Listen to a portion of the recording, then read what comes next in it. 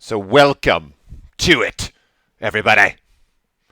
So hopefully you enjoyed my little fun little video clip in the beginning there, having a little fun with the dial-up.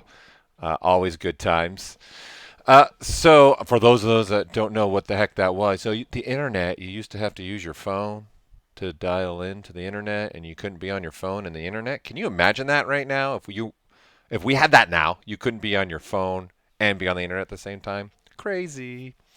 That's just dating myself now, the beginning of the internet in the 90s. So what we're going to do here is, based upon a lot of the feedback we've been getting from you guys as viewers, I want to do a project-based idea here. So I want to take some things that I have been talking about and then put them in a full action here where across the streams that I'm going to do, we're going to do something in particular. So I want to give you some little idea here where I'm trying to go with this and some inspiration for you all. So I want to do, obviously you can see I'm still in this kick with hard surface. So I've always wanted to do this. So we're going to do this together, and of course, feel free for you all. I challenge you during these streams that we're going to do with me here to build your own. So I'm going to do like a sci-fi ship that I've already started, and I'm going to show you guys the process how I started getting to where I'm at today. But the inspiration for this idea is I want to do something like you're seeing here, where like the Millennium Falcon, you kind of have the ship, but then there's exposed parts and then there's an interior. And so I want to make this cargo ship that I started and kind of doing things like this where I'm going to show you how I would do this in ZBrush, especially the exposed part, and do different things here. I'm going to end up with this hopefully ending with like a kind of like a poster that looks more like an owner's manual, tech manual, something like this. That you can see what these are cool. Like I love these books actually. I have a ton of art books that my wife to this day still says, "Why do you keep buying art books? You don't open them." And I said, "That's not true. That is not true. I do open them when I'm working on a project." Okay. Okay. So this is my idea. I kind of want to do my own design ship and then make it in essence have like some kind of little tech manual, or like if you opened a big poster you would have that ship there and it would show you all the parts of the ship and talk about it. So I think even like this is a great book. I actually have this one, and this is kind of where a lot of my ideas coming through. So obviously this is from the Force Awakens, Pose, X-Wing, but something a little bit like this. I don't know if I'll go this crazy detailed because I'm just doing a cargo ship right now, so it's meant to hold soldiers and some of the vehicles and things like that.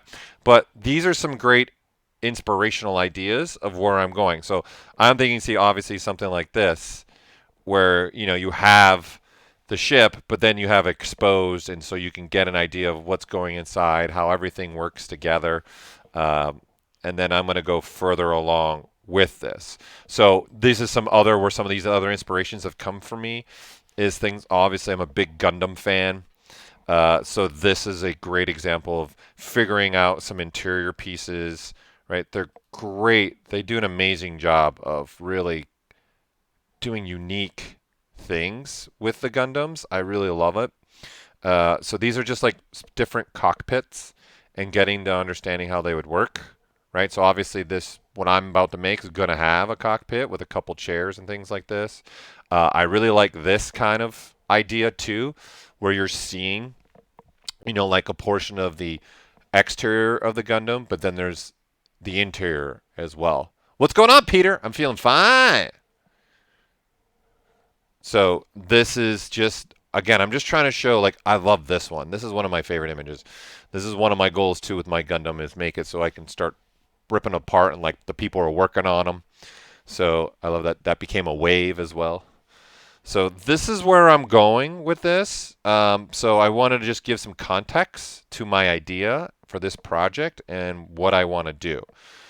So this is going to be a fun project. And again, I'm going to be doing this across my streams, okay, on the ZBrush Live channel. So I'm going to start today by breaking down how I started making this design. And in fact, in all honesty, this ship, hold on, I've lost my pen. Where'd you go? Oh, there it is. Back where it should go. Right here. Okay, so in all honesty, the original design idea for this only took me maybe 15, 20 minutes. So I want to show that idea and that workflow because this is one of the things that I think makes ZBrush really powerful for us is having the ability to just design really quickly and come up with an idea. And then sometimes the shapes depict where I'm going with the ideas because I just start throwing things around. So I definitely want to, in this stream, talk about the hurdles I did. I personally found this to be very useful for me. So I actually, when I was building this, I enlarged this bigger, which all you have to do is just click and enlarge it. Another thing for this, you can even import an image in the background of this as well. So in your preferences, again, this is called the thumbnail. So in here, you can do multiple things with this. So you can even export the thumbnails if you want to. You can magnify it. You can silhouette it. You can change the background. Okay, but you can do a lot of different things with this. So I kind of like working with this and doing different things with this. Okay, so this is now taking a snapshot. So let me turn that off for now. Okay, so let's just look at this right now and figure out this idea and what we're doing. How you doing? So I'm just looking at some questions. Hello, Alex. Yeah, so this is, I think Andrew's bringing up a good point right now on YouTube. He's talking about he gets overwhelmed with all the details. I think this is really important, especially I think for when you're looking at something like I just shared with hard surface, because there's just so much more going on, honestly, in a hard surface than an organic model, right? If we're making an organic human or creature, there's only so much going on, right? Unless I'm doing something where there's going to have a bunch of armor or a bunch of sci-fi suit, then there's a lot more going on in the character, right? If I'm just doing a cool character that you see in maybe a video game where it's a human, it's just a human head and then some clothes, right? There's not necessarily always a lot going on, but majority hard surface, there's a ton going on. So this is what I kind of want to show is my workflow of how I get around that in my head going, wait, there's so much going on. How do I just narrow it down and click it down, right? So I must have missed your question. Your Damien standard keeps going to the edge. Even resizing doesn't work. What should I do? I'm not following what do you mean it keeps going to the edges? If you can add more to your question, I'm not sure what you're asking for the Damien standard, as it keeps going to an edge. Are you using it on like a high-res model, or are you trying to use it on something like some of these parts I have here where it's could be lower-end parts that I have? Like this is just a Z-modeler part, right? So I wouldn't use the Damien standard on this. So if you can elaborate your question a little bit more for me, I can hopefully answer that for you. Okay? So in essence, let's look at the process here of what I'm going to do and where I'm going with this. So we'll turn thumbnail back on and we'll turn this back on, make this size again. Okay, and you know, we can have some fun with this if we want. So I added an image to that right now. So that's why you guys are seeing the other one right now. I actually took the document and threw it in there for my preferences, right? So you can export, again, your thumbnails, but I can resize things as well. I can hold the shift key and magnify this as well. Okay. I can click the alt key, all right, and then take screenshots from ZBrush. Okay, so there's multiple things you can do with this. You can, of course, even change the coloring of all this if you want to as well. So I'm just going to stick with that silhouette for now. Okay, and I'm going to click here and say texture off so that we're just, again, looking at this.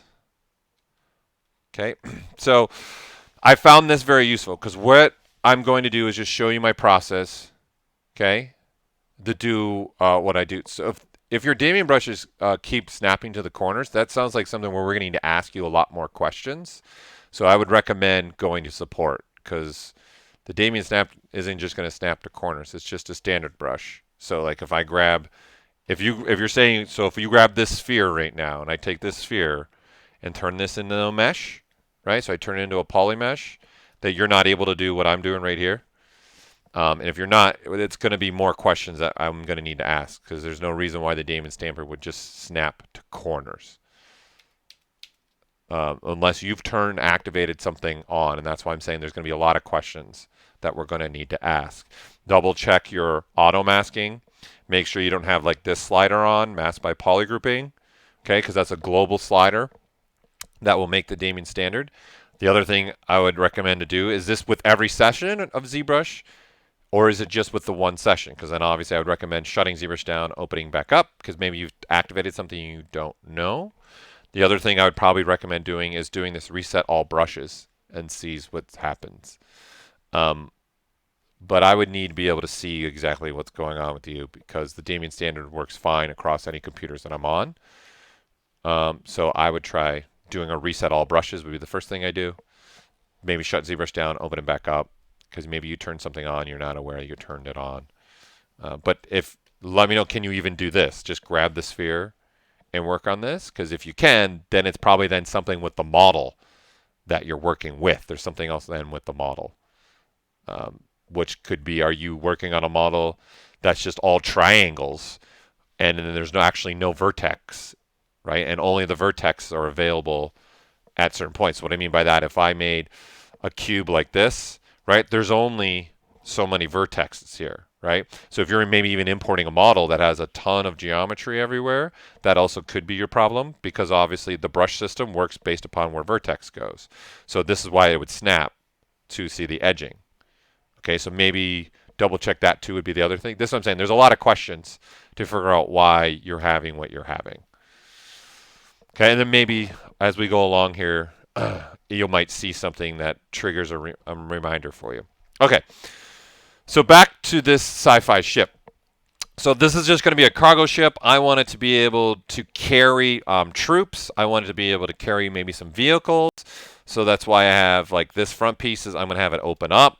So that's why I thought it'd be fun to kind of not just make the ship itself, but make some of the interiors and then expose some of those interiors. So I want to go through my process and go through the hurdles of what I did. So I'm going to start making another one of these real fast and just go through what I'm thinking I want to do and going through the processes and what I made happen. Okay? So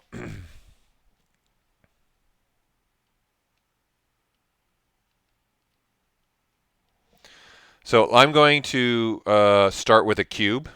Okay, this is what I started with, and I was like, okay, I want to just start making some kind of cockpit shape. All right, I'm going to turn perspective off. I don't like perspective on when I'm doing hard surface, because I'm going to use a lot of features that are camera plane dependent possibly, or a lot of other things I'm going to do. So I work with perspective off. In a lot of cases, I very rarely even have perspective on myself, because I do a lot of things that I end up 3D printing. So I don't want camera distortion. So it works better for me, because then what I'm making inside of ZBrush is a lot closer to what's going to be in my hand physically. And of course, there is a focal length that you could find on the camera that would mimic the human eye. I find it just easier for me. Stay out of perspective. Okay.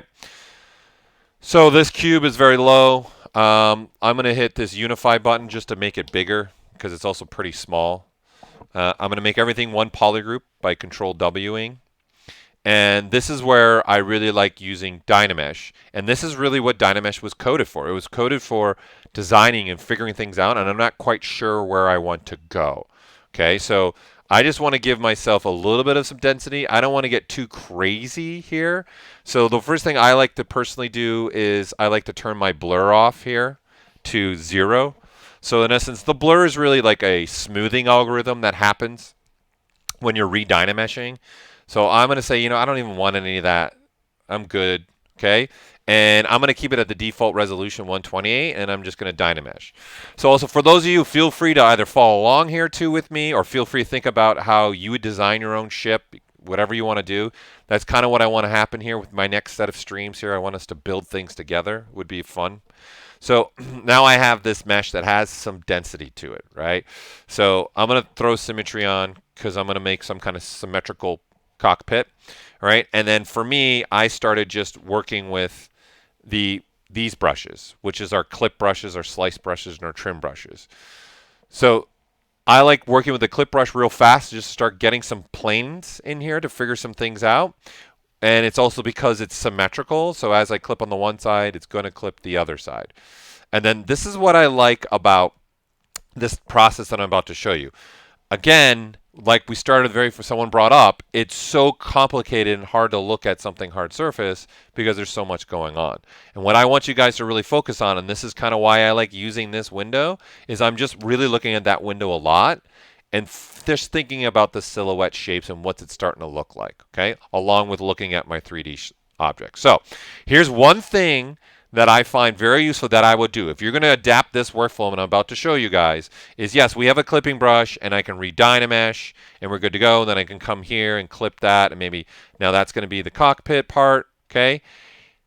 Now, I know down the line I'm going to want to do more things with this, i.e. maybe I want to use something like ZModeler on it, or maybe nanomeshing, or I'm going to use maybe things with like array mesh, which I'm definitely going to use. So this is where you got to go as a user. I know, I like to call this playing chess, is you got to know that, okay, I'm going to want to do that down the pipeline. I'm going to probably want to, let's say, ZRemesh this. So I want to set myself up to win. And what I mean by that is, instead of just going at this with the clipping brushes the way I've been going, I want to turn on this polygroup option. So right now I'm holding the control and space bar to make this pop up. You got to say it like that, pop up, right? So, and then this is found actually in the brush palette. Okay, so here in the brush palette, you're going to have settings here, and you have a clip brush modifiers. So this was made when we were making these brushes, and we just wanted to make a quick way for you to jump on and start working with this. So the difference now we have is when I go now to clip this way, I get a polygroup, right? So this can be something that you guys could do. Is the benefit to this is as you now start clipping away, every time I clip, you can see we're getting a new polygroup. And now maybe I want to do something like this. Okay, that looks good. Let's maybe put, I don't know, let's put maybe another angle in there. Let's see how that looks. That's got a new polygroup, right? And so what I have here is just kind of just general shape. But what I also have are these new polygroups, okay?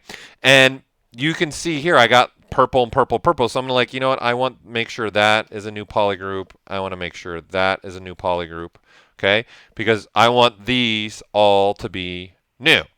And so why I would adapt a workflow like this is I want to go now and maybe to the next step with this, okay? And this is just an example.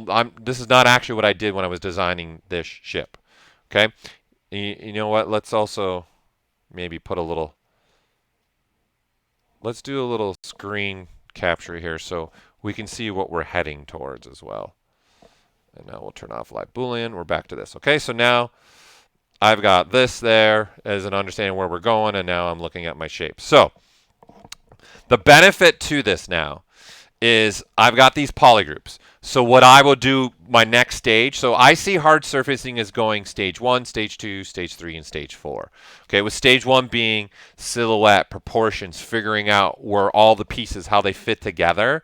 I'm not concerned about like cabling, scribe lining, little bolts or nuts or a radar or little unit or anything like that. I'm just worried about where I'm sitting right now, kind of where this ship is right here. That's really what my concern is in stage 1. This is I've already started moving into stage 2, which stage 2 for me is now refining and making the surface actually look crisp and hard surface. Okay? And then stage 3 is going to be now throwing the crazy details in this, where I'm, you know, like I got to put windows in here for my cockpit, start putting some scribe lining stuff somewhere. That's stage 3. And then stage 4 is, okay, do I want to put some damage? Do I want to put some weathering? What kind of little smaller details do I want to put? Okay, so why I like maybe using this is when I go to stage 2, this is what I can do. I can go to my deformations, okay? And then I can say, you know what, I'm going to use polygrouping ability. So on purpose, I made polygroups. So I can come here and say polish by groups, and I can move that slider. And then this is just going to now start moving all the polygroups and start creating more of a crisp look. So if I'm opening this up, right, it becomes more strong. So you can see how crisp we can make this. So as a user, you can be, I'm good. That looks nice and crisp, and move on, right? So I don't even have to do anything else if I don't want to. However, because I've taken the time to make sure I have separate polygrouping here, this is going to allow me to come here to my ZRemesher and throw this keep groups on. So that, what's up, side effects? So now that I have this keep groups on, it's looking at the polygroups. So when I go to ZRemesh this, I'm going to get a way better result of a ZRemesher. And you can see I pretty much have now the exact same thing, right? But at a lower polygon count. So I can even take that a step further and go, let's drop this. Instead of 5,000, let's put the slider at 500 polygons and ZRemesh that and see what we get. Because think about it, if I want to use ZModeler, I want to have as little bit of polygons as I possibly can. And you can see how low I can really start to get here. Okay? So this is really something that I like to do. Okay? Because again, it's all about setting myself up. So now if I throw my dynamic on, you can see it gets a little soft. But then I'm going to start saying, well, let's crease that. Okay? And I'm going to say crease by PG, crease by Gaboury. Okay? And for me, I'll throw my crease level at 2, and I've turned on my dynamic right here. So I've hit Shift D turns it off, D turns it on, right? And so what I'm telling ZBrush right here is hold the creasing for 2 levels. And so what I'm going to do here to my smoothing is move it to 4, and you can see you get nice now chamfered corners. And then now that's really what a hard surface piece should start looking like. Okay, so this is just giving you guys a quick thought process of what I'm now going to do for you and how I'm going to, this is how I design. And especially for hard surface, right? I'm always thinking about when I'm designing my steps ahead. And I want to make sure I set myself up because you can see how fast, if I wasn't talking to you guys, I would have had this result in probably a couple minutes, if that, right? So I'm going to revert back.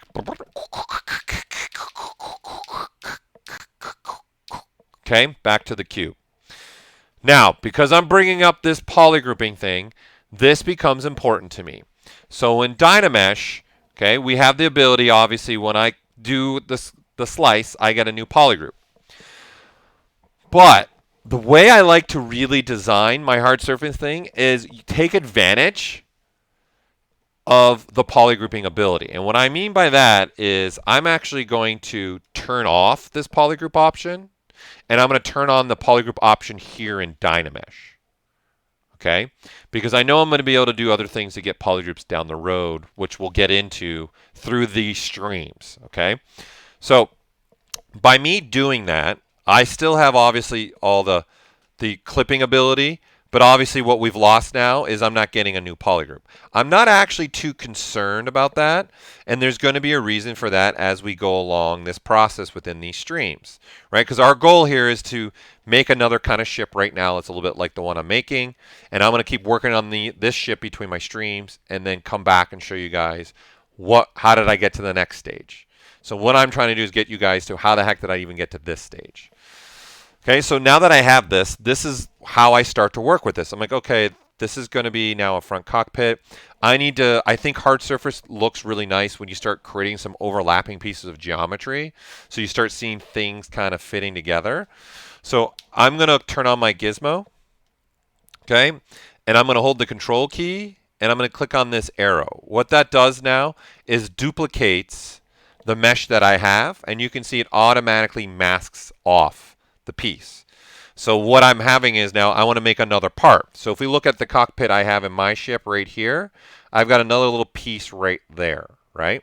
So I'm like, okay, I want to kind of do that same thing. I kind of like that design element where I was going with that. So what I'm going to do is I'm going to say what I want to do is click this little gear, and I'm going to click this polycube right here. Okay, what that's going to do is swap out the duplicated mesh with that polycube now. So this is a nice workflow for me. This is how I start speeding up my processes. Okay, and then now I'm like, okay, I got a new cube. Okay, I want that to position, yeah, maybe something like that. Okay, and maybe he sits more like that. All right. And I'm going to turn on polyframe so you can see what I'm getting right now. Okay, so I've got a masked version, right, and I got this version, right? So here, let's make the polygroups very different. So I've got now a green one and a purple one. So the benefit to me by turning on, again, back to this Dynamesh group section is now that I have two polygroups, when I go to read Dynamesh, you can see the cube, now the purple cube gets redynameshed, but the key part here, people, is it's not connected. So I still can move this around. So what I'm developing myself here is a non-destructive workflow. And I have ability to mask something off and move it around and change it around even after the fact. I really want my freedom. Okay? This is a prime example of why I like this now, this thumbnail. I'm looking at this and I don't like my silhouette. So it's a simple thing is I'm masking off this piece and going, okay, let's do maybe a little clipping and see maybe I can just make that silhouette a little bit more to my liking that maybe I want. So maybe something like that. Okay, yeah, I'm liking that a little bit better. And then coming across maybe the bottom, right? So I like now what's going on there a little bit more, and I redynamesh. Okay, and now I have this piece here, right? But then I can say, let's look at just this, and let's do a masking. Okay, and you know what? Let's also make sure I'm symmetrical with this mask. Let's do maybe a little something like that. Okay, that's going to mask all the way through. And I'm going to say, I don't want that mask to go all the way, so I want it to stop there. So I'm just holding the Alt key. How do I activate the silhouette section right here? So you're talking about this. So this is in preferences, and right here the thumbnail. So if you have ZBrush 2020, it'll be activated by default. So this is only available in ZBrush 2020. So it's a new feature. So it's just a thumbnail right here. So that's how you activate it. Okay. So I got this mask, and now for me, I'm just going, okay, reverse my mask, going back to my gizmo if I want to. So you guys can do a couple things here. I can now take this gizmo, all right, and say I want to do certain things with it. So I can even say, do this, and then extrude this in. And now I've got, how does that design element start to look with what I'm doing, right? And maybe I like this even more. Or you guys could do a mask like this, go to our clips again, and then just clip it and get kind of like the same thing and saying, okay, yeah, I like that, redynamesh it, and then there you go. So now, silhouette-wise, I can see what's happening silhouette from every angle, but I also have the 3D representation of saying, do I like having that little part there? I'm not a fan of that, so I'm going to work backwards. And in fact, I want to do the opposite. Kind of want to maybe just put a little ridge part in there. I'm going to inverse that mask and say, let's clip to there. Yeah, maybe it's a little too much. So let's look from this view. Let's clip to the mask portion there. And then there you go. And then bingo, right? That's just starting to create some new breaking up within the design that I'm starting to make here. Okay? And what I'm trying to develop and work here.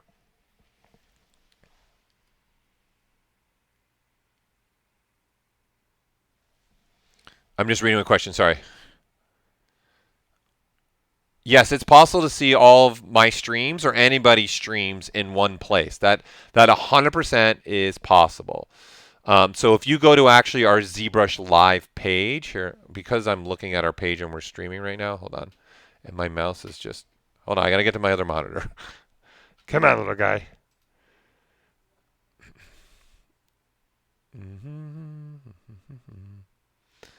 So, hold on, let me pull this over.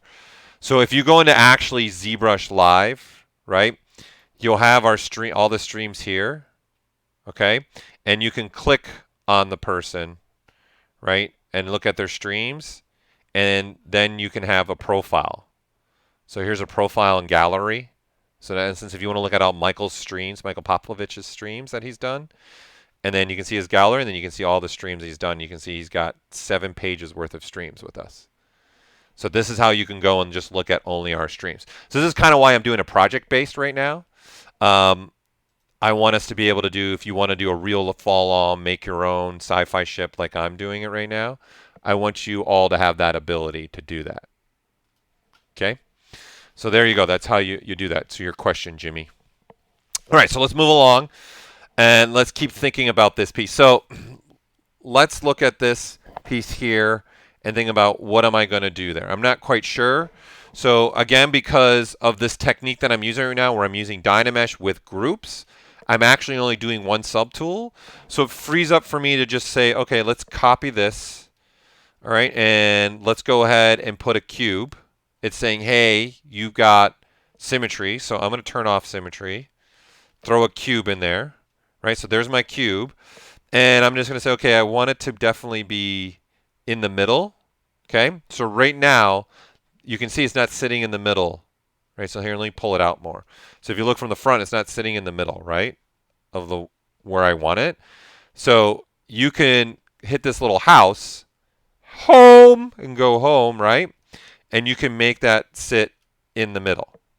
So again, it's off-centered. Right now, this is all masked, and this home is putting everything to the center of the world, in essence. So what it's putting is it's looking at this gizmo, right? So if I hit this little map finder, it'll center the gizmo in the cube, which it already was. And then I hit home, and then there you go. Okay? And then now you have this sitting where I want it. Okay, I see some questions coming through for development. Unfortunately, guys, I can't talk too much about development. I can't really comment if we'll ever have a Linux version. You never know. And as far as the Z scripting going, I can't say if we're going to have any upgrades at this point. Unfortunately, to Z scripting, I can't say yes or no because there's things that we're doing, so I can't really comment because we're developing stuff, and I don't even know sometimes where we're going to end up possibly with certain things because it grows. It's like organic when you're coding. It's organic. Okay, so now I'm just going to say, okay, I want it to be about that size. Okay, maybe this size. And I want it to sit somewhere else. Okay, maybe something like that. Okay, so I want it to have, and I'm looking up here as well and saying, and then this is all I started doing for this and going, okay, how long of a cargo ship do I kind of want to have? I'm going to say maybe, yeah, about there. That looks good. I definitely want this to be a lot wider. You know, something more like that. And again, I'm looking up here right now. And then going, okay, maybe that's a little too much for my liking from front view. Okay, that's good. All right, I like that. Okay, so now I clear my mask and I re-Dynamesh. And so because, again, we're using the groups, I got this. I'm going to throw my symmetry back on. Okay, and then I'm going to go back to using the clip brush and say, okay, I want to put a little more design element in this. Maybe let's make this one go a little bit more. Let's see what that looks like a little more deep. Okay, so now you can see our problem here is I'm cutting into the other shapes. Okay, I don't want to do that. So again, the benefit of this workflow that we're talking about is this key buzzword I'm going to say is non-destructive. I have the ability now, because this pink part isn't welded with the green part. Okay, so let me show you an example. If you're not doing this workflow, let me show you what you'll run into. Okay, so let me show you the benefit first. So I'm going to switch to the gizmo because it's easy for me to just tap on a polygroup and then every other polygroups automatically get masked out. So again, I'm just turning on the gizmo by the W key, W, right? And then I'm holding control and tapping on the polygroup I like. Okay, and then now you have this, and then now if I clip and like this, you can see it's not touching any of the other one now, right? And now look at this, I kind of like that design, and now I just re-Dynamesh, okay? Now, let's do the reverse of this, okay? Let's just duplicate this for the time being, okay? And then let's just go backwards on this, right? So then we're back to this point, okay? Now, let's say if you did not have that groups button on, we're going to still get the same thing, right? It looks the same. There is no difference. Where your difference comes into play is what I just wanted to do with some design change. So I can still hold this, click on this, right, and come to here. But the minute I go and clip here, right, I'm going to get something like that now, which is pretty cool, actually. It's a pretty cool design element, right? But it's connected to the green. It's welded. So that green portion's going to have to move with the clip, right? Because everything is welded here. So you can see we can smooth. It's all welded. So this has actually got a big gaping hole in it, right? And I know I have things like live Booleans down the road to weld things. So forget that. That's why I like to work with this one, right? That has the design that I want and where I'm going. And then everything is still separated. Okay? So the extra benefit to this, if you notice in mine, I made like some kind of little part here that's probably going to be some vents that are going to go in there. Okay? This is my thought process.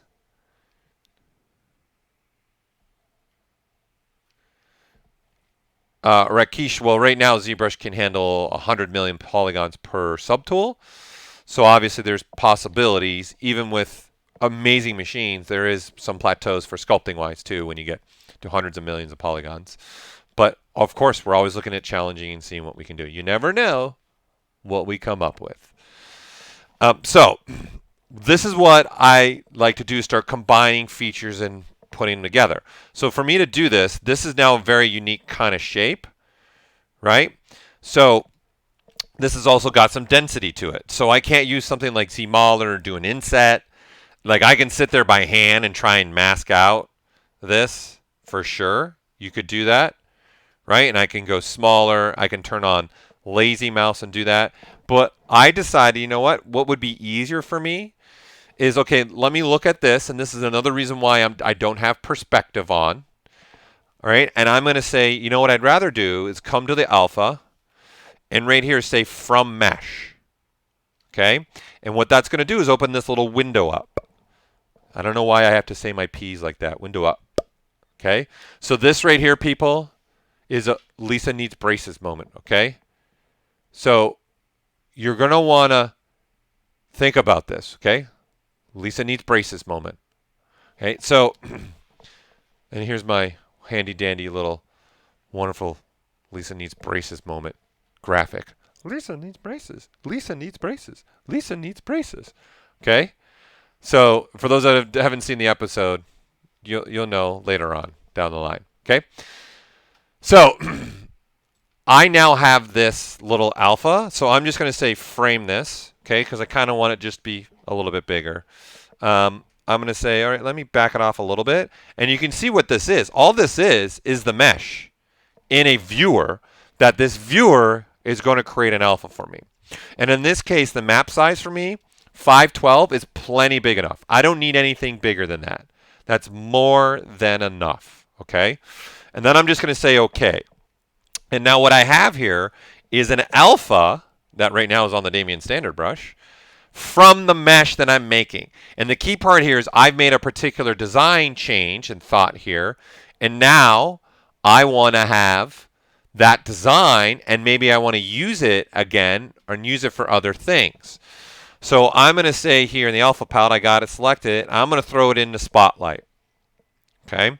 And now I have the ability to snap my Spotlight, so I can use this middle circle part right here. And you see that there's a red line and a green line.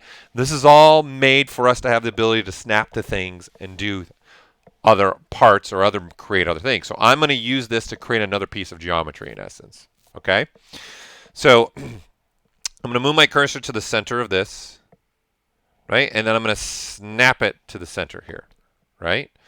And then now if I'm clicking anywhere inside this dial, you can see I can move this freely. Okay, so this is the key point of understanding. And this is a point where I'm going to say, look up here, look up here, look up here, people, look up, look up, look up, look up here, look up here. All right, now that I've got your attention, again, the difference here is I'm on the inside of the main dial, but I'm not inside this orange circle. So the inside orange circle is moving the dial. This is now moving my image. And what I'm looking for are these dots. And you can see there's a mesh center, world center, right? There's different centering points here. I can even snap it to corners, right? And along an edge center. All this becomes very important to me. So I'm going to say that's where I want to snap it. So I know this is sitting at the center, okay? And that's where I want it to sit. What's up, Alex? Okay, and now what I want to do is resize this. So I'm going to go to my sizing, and I'm just going to size the alpha back to the size that the mesh that I'm actually looking at, right? And now what I'm going to do is I want to make a new piece of topology, but I'm going to use this framing tool, okay? And I'm going to hold the Alt key and frame it down. And you can see where I'm going with this now. So in essence, I've shrunk this alpha down now. So I had it set to the size of the mesh. And by me holding the Alt as an A-L-T, right? If you're Canadian, it's A-8. Okay? And now I've shrunk this, and now I have a mesh. And what I want to do with this is I want to create a new piece of topology. Now, this is the key part here, everybody. Okay? This is for you, the users. I find myself doing that all the time when I'm talking to users now. The users. Okay.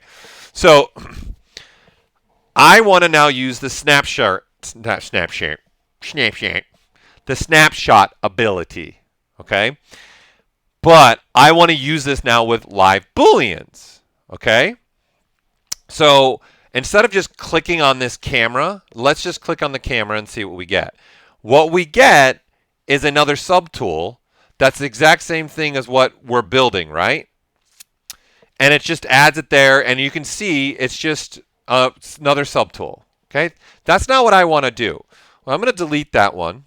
Okay? I want to create a new subtool, but what I actually want to have happen, okay, is I want this camera part. I'm going to hold down the Alt and then tap on the camera, and it creates another subtool, but you notice the icon's changed to a subtractive. Okay?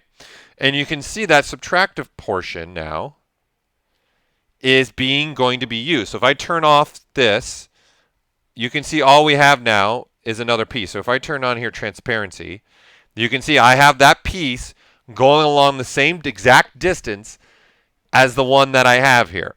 And that's exactly what Spotlight's going to do. It's going to look at the selected subtool, all right, see what that distance is. And when I click that camera button, it's going to go, okay, I'm going to make this new piece of topology based upon the topology distance that we have currently selected. And there's a lot of great reasons for that with this feature. And I use this feature often. We're going to use it some more. Hold on, everyone take a water break. Take a quick swib. Man, my vocabulary is on fire today.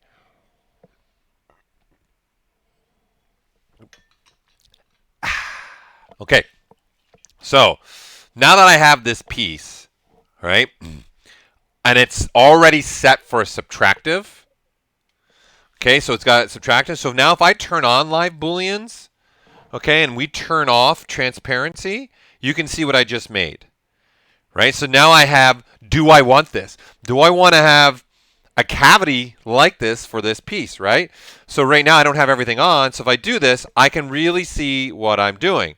You can see that piece is also obviously cutting in to our other parts of our design here. Okay, so this is not really what I want. Okay, what I want is kind of what I've been doing up here. I want kind of just a indentation a little bit, so I can have some kind of like vents in there, or with it's just the design I started going to. Okay, so this is what I'm going to do. I'm going to switch to this subtool. All right, and then this is another beautiful thing. Okay, I'm going to go into solo mode right here. Okay, and then now you can see this is a piece of topology that actually has multiple polygroups. So there's a red one here, the middle purple, okay, and the back purple. Now, if we look into this middle purple, you can see it's just long strips of topology.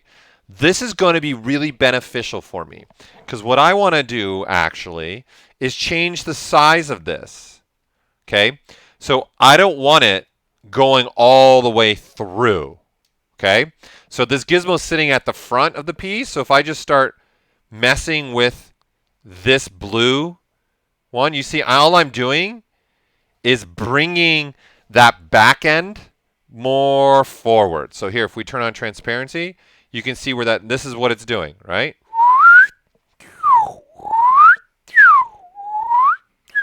Right? It's just changing the depth This is the beauty of not having a bunch. Okay, what's up, Jose? Nice to see you again. There's not having a bunch of edge loops through that piece. It's giving me freedom here to design and think about how deep do I really want that to go, right? And now you can see one of my problems is it's actually cutting into the cockpit, right? That's clearly what I don't want to have happen. So, again, advantage us using, right? Using this Dynamesh feature with this groups option on, right? So we've been building the beginning parts of the cockpit now and everything with this Dynamesh groups on. So the beauty here is nothing's welded for me. So it's super easy for me to say, okay, I'm going to select out just this piece, and now I'm going to go ahead and split it, right? And so now we have the cockpit, which, you know, if I were you, I would get used to renaming things as you go. It's just going to be more beneficial. I'm going to say rename this main body middle. Okay, and then I'm going to say rename this. Let me rename body sub. So I know this is the subtractive piece. Oh man, oh boy, we don't need a P in there. Thanks. Okay, so now what I'll start developing is, okay, I don't want that subtractive to affect this piece. All right. So obviously you can do a start group now, and you can see it's not affecting it. But I'm going to take this one step further because I find this very useful, especially if you guys are going to start embracing something like live Booleans. This is huge for me, okay, to start working with. So I'm going to say, forget the start group. I'm going to click on this piece, which is our main piece. I'm going to hit Control F, which is going to create a new folder. So now I'm just going to name this main middle portion. Let's just say. Okay, and now I got a folder, and now I just drag this piece in here, okay? And you can see I get the same result. But the benefit here is at any point in time, because I'm going to be, as you guys see, I'm adding more things to this ship. We're in the beginning stages right now, right? We're just at the process, we're trying to figure things out. I'm looking at silhouettes. I'm trying to make sure what I'm making looks cool, right? I can at any point in time turn off all those subtools and then turn all those subtools on. So this is where, for me, folders becomes huge. And it's going to become huge for me in later stages when it comes to even posing things hard surface. Okay? Now, if you're doing what I do, where I did a snapshot, once you have live Booleans on, what's been snapshot to the document will get hidden if you start drawing over top of it. There's nothing you can do about this, what's happening here. Okay? So the only way around this for me would just be turn live Boolean off right now, and then it re-renders it. So obviously I could have brought this in as an image, or like I said, we could have just put that as an image in here now, like I was in the very beginning of this stream. Okay, so now that I'm looking at this, I'm going, okay, now there needs to be some more volume to this, right? So I'm back at the cockpit, but what I really want to do is probably in here, because I want to make a new middle section. Right, so I'm going to say, let's copy this, right, and let's do another cube. So same process. I'm going to turn symmetry off. I'm going to hit this little centering part so I know it's sitting at the center of the copied mesh right now. Gear it up. Polygon, right, and now I have this. Okay, and I know I'm going to want to separate this right out the gate. I want to have this separated. So I'm going to just say down here in the split options, so you have two options right here, split on mast and mast points. So right now I've got the main ship body middle, all right, and then I got split on mast and mast points. It doesn't really matter which one you guys click. I'm going to click that one, and now you got the main body by itself again, and now you have this cube by itself. I'm going to go ahead and rename this and say middle repeat part, okay? It's hard to come over here and try and type. My Cintiq is like in part of the way. Okay, so now that I have this, we're looking at creating this part right here right now. So let's move it all the way to the front. Okay, I maybe want to size that up. Let me see what that starts looking like silhouette-wise. We'll widen that out a little bit and say I want it to go maybe to there.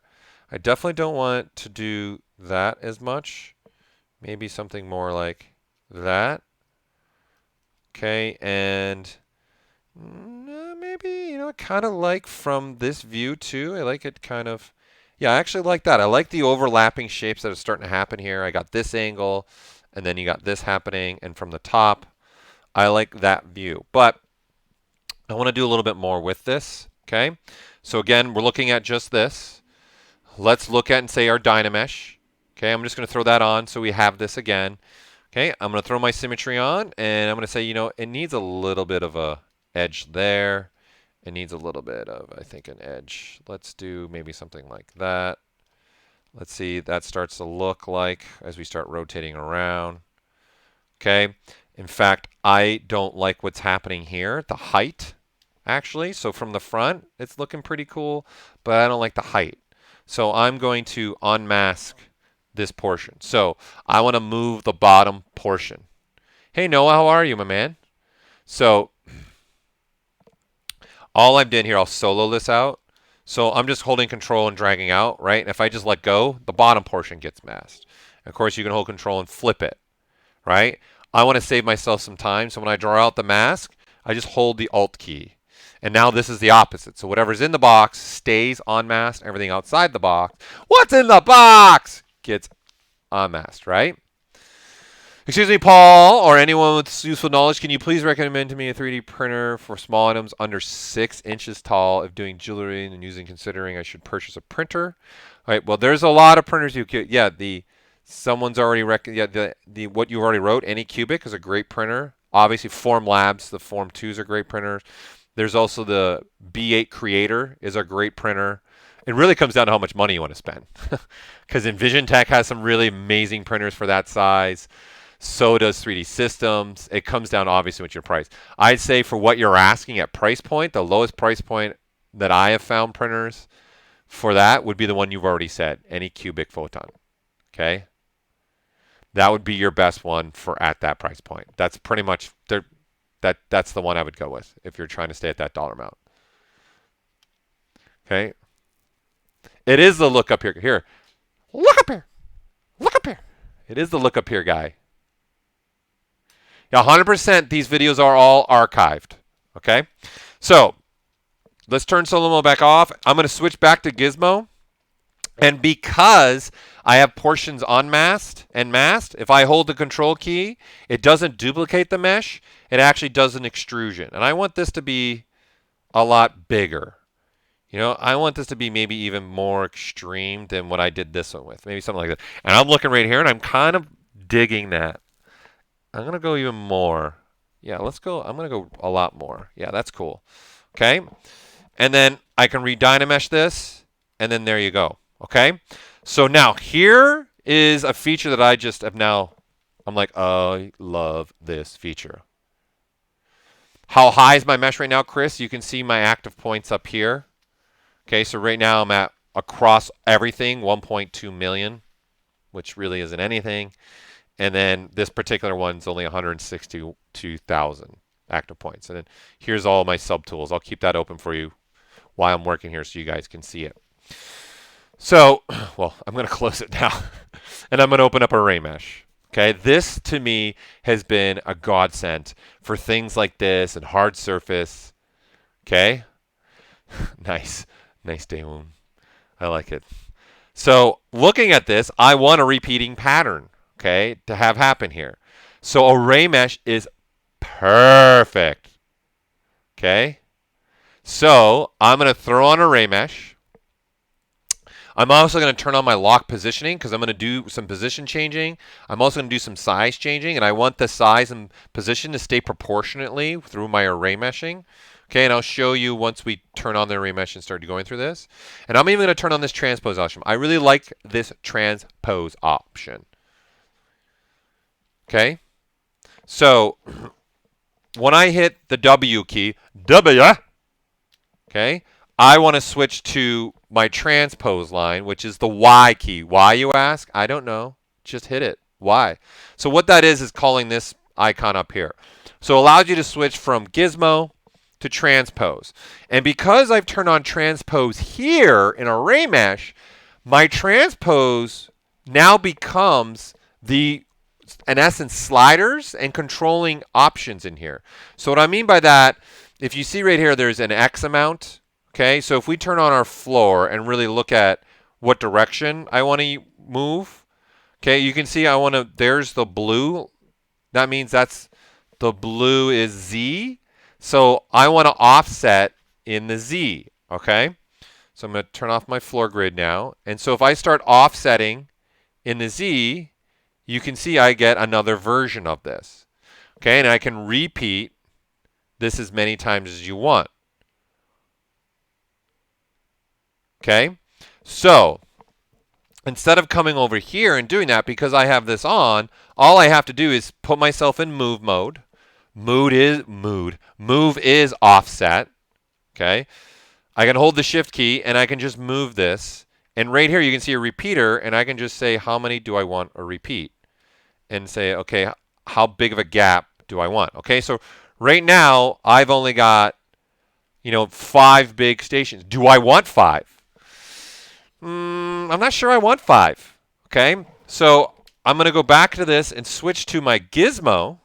Okay, and right now it's sitting at the center of this, right? So I'm going to solo this out. And what I'm going to do is hold the Alt key and tap on that front. So you can see the gizmo sitting directly at the center now. Right? And then so I'm going to change the size of this. I don't want this to be so wide. Maybe something a little bit more like that. Okay? Switching back to this and turning off solo, I can say, okay, I want now a couple more of these. And now I want that. That's maybe what I'm looking for. That's the pattern I want. So this is what array mesh opens up for me. Okay? It opens up my ability to kind of change my design and go for it. Oh, man, I got to get like a gizmo icon. When I say gizmo, oh, that's the next thing I'm going to have up here. Right? Tangent, tangent, tangent. Okay? So this is starting to create a very nice workflow for me. I'm like, okay, good to go. I like that. But you know what? Let's even throw one more on this. Let's make it 8. And let's change the gap a little bit more like that. Okay? And you can see now I have this, right? So I wanted 8. And now this is not long enough. Okay? So I want that to be a little bit longer. So that's, again, because of the workflow we're doing, that's just this subtool, right? So now I can come and say, let's just go ahead and make this a little bit longer. I'm going to stop right there, actually. And I like it right at that point. That looks good right there. Okay? And now I'm looking at my silhouette and seeing, okay, I want to do some more with this. I don't like the spacing that's happening in there. So let me have a little more fun with this. So I'm going to come back to my repeating piece. Okay? And I'm going to say, let's center that.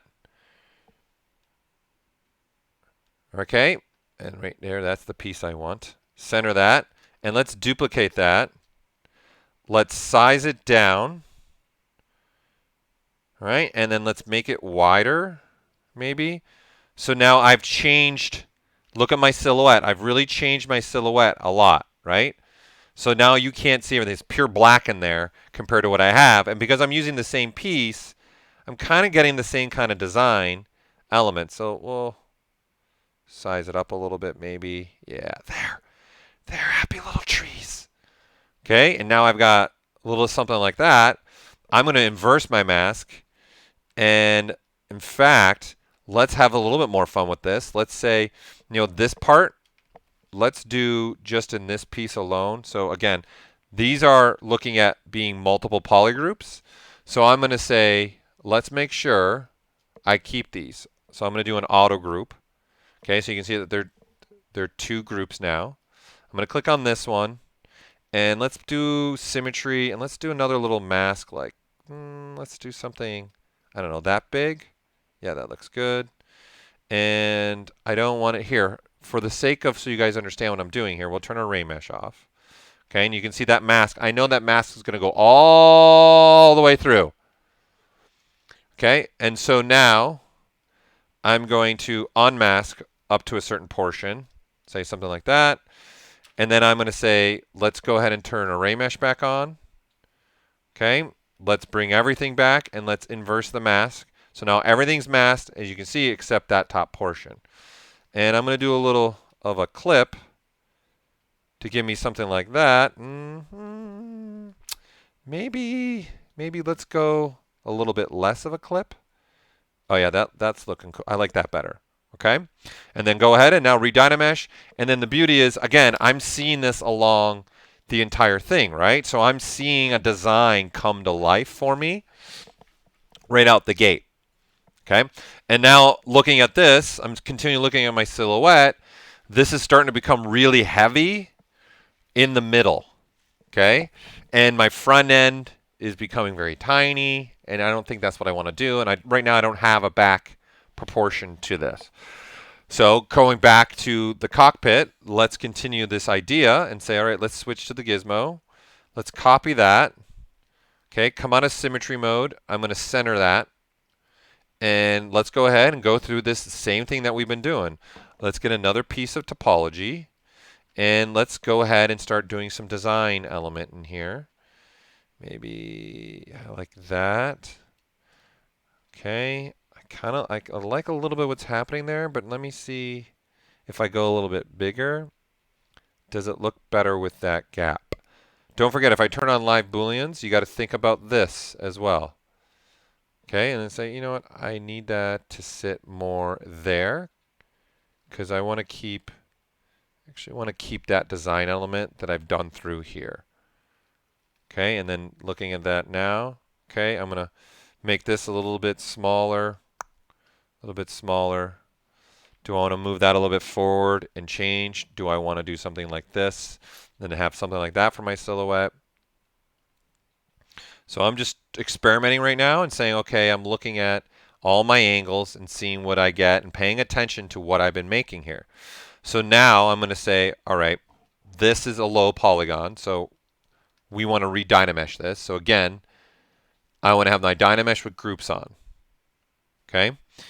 Switching to my gizmo, mask everything off but this one.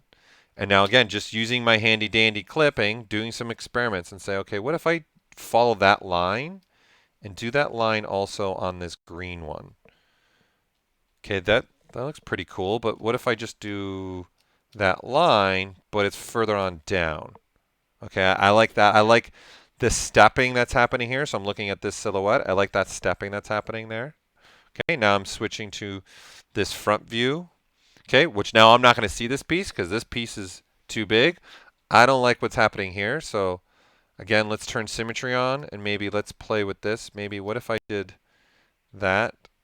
And now you have this happening. Do I like that? You know what? I actually like that because I'm seeing something right now. Okay, so I'm going to do that. And maybe what does that clip do for me? All right, don't like that. Well, so what if I extend it and do something more like that? What's that? That's interesting. That's looking interesting. Okay. So I'm digging that. Okay.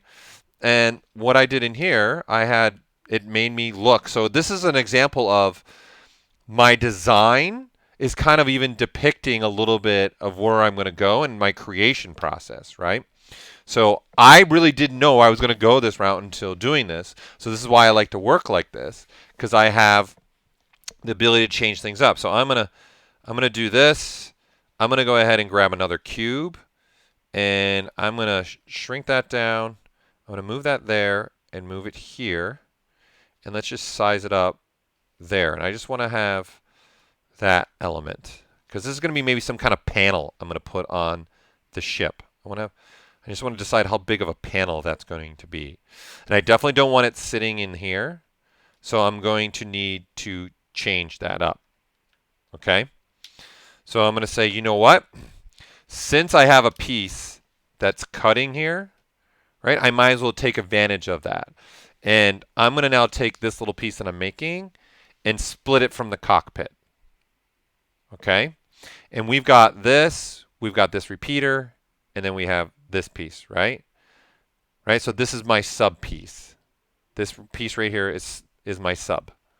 Okay, so this is what's making now this cut in here, right? That's what's happening, right? So I can either do what I just did, change how deep that goes, right? But if I want to keep the depth, and now this cube right here is a problem for me, all I have to do is bring it into this folder, and then now see that's getting cut away, right? And I didn't do anything but move it in the folder, and this is why I like to work with the folder, because now I have this ability here, and we'll just call this, I'm going to just call this front panel.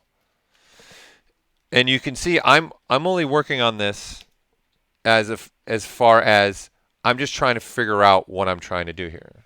Again, front panel.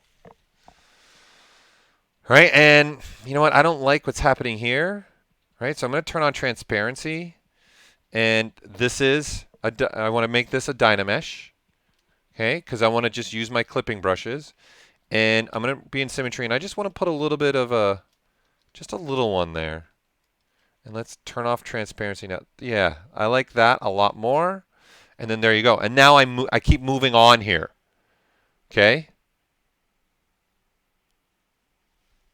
Yeah, right now, Alex, I'm sculpting like a cargo ship. So in essence, what we're doing for these streams from here on out with me for this series, I'm taking this cargo ship that I've been making over here. Okay. And I'm showing you the process of how I got to the part you see in the top right. And then the next stream, I'll have it further along, and I'll go through that process. And then I'm going to make some interior stuff and show you how I would expose that interior stuff to make like a blueprint or like a booklet of here's everything within the guts of the ship.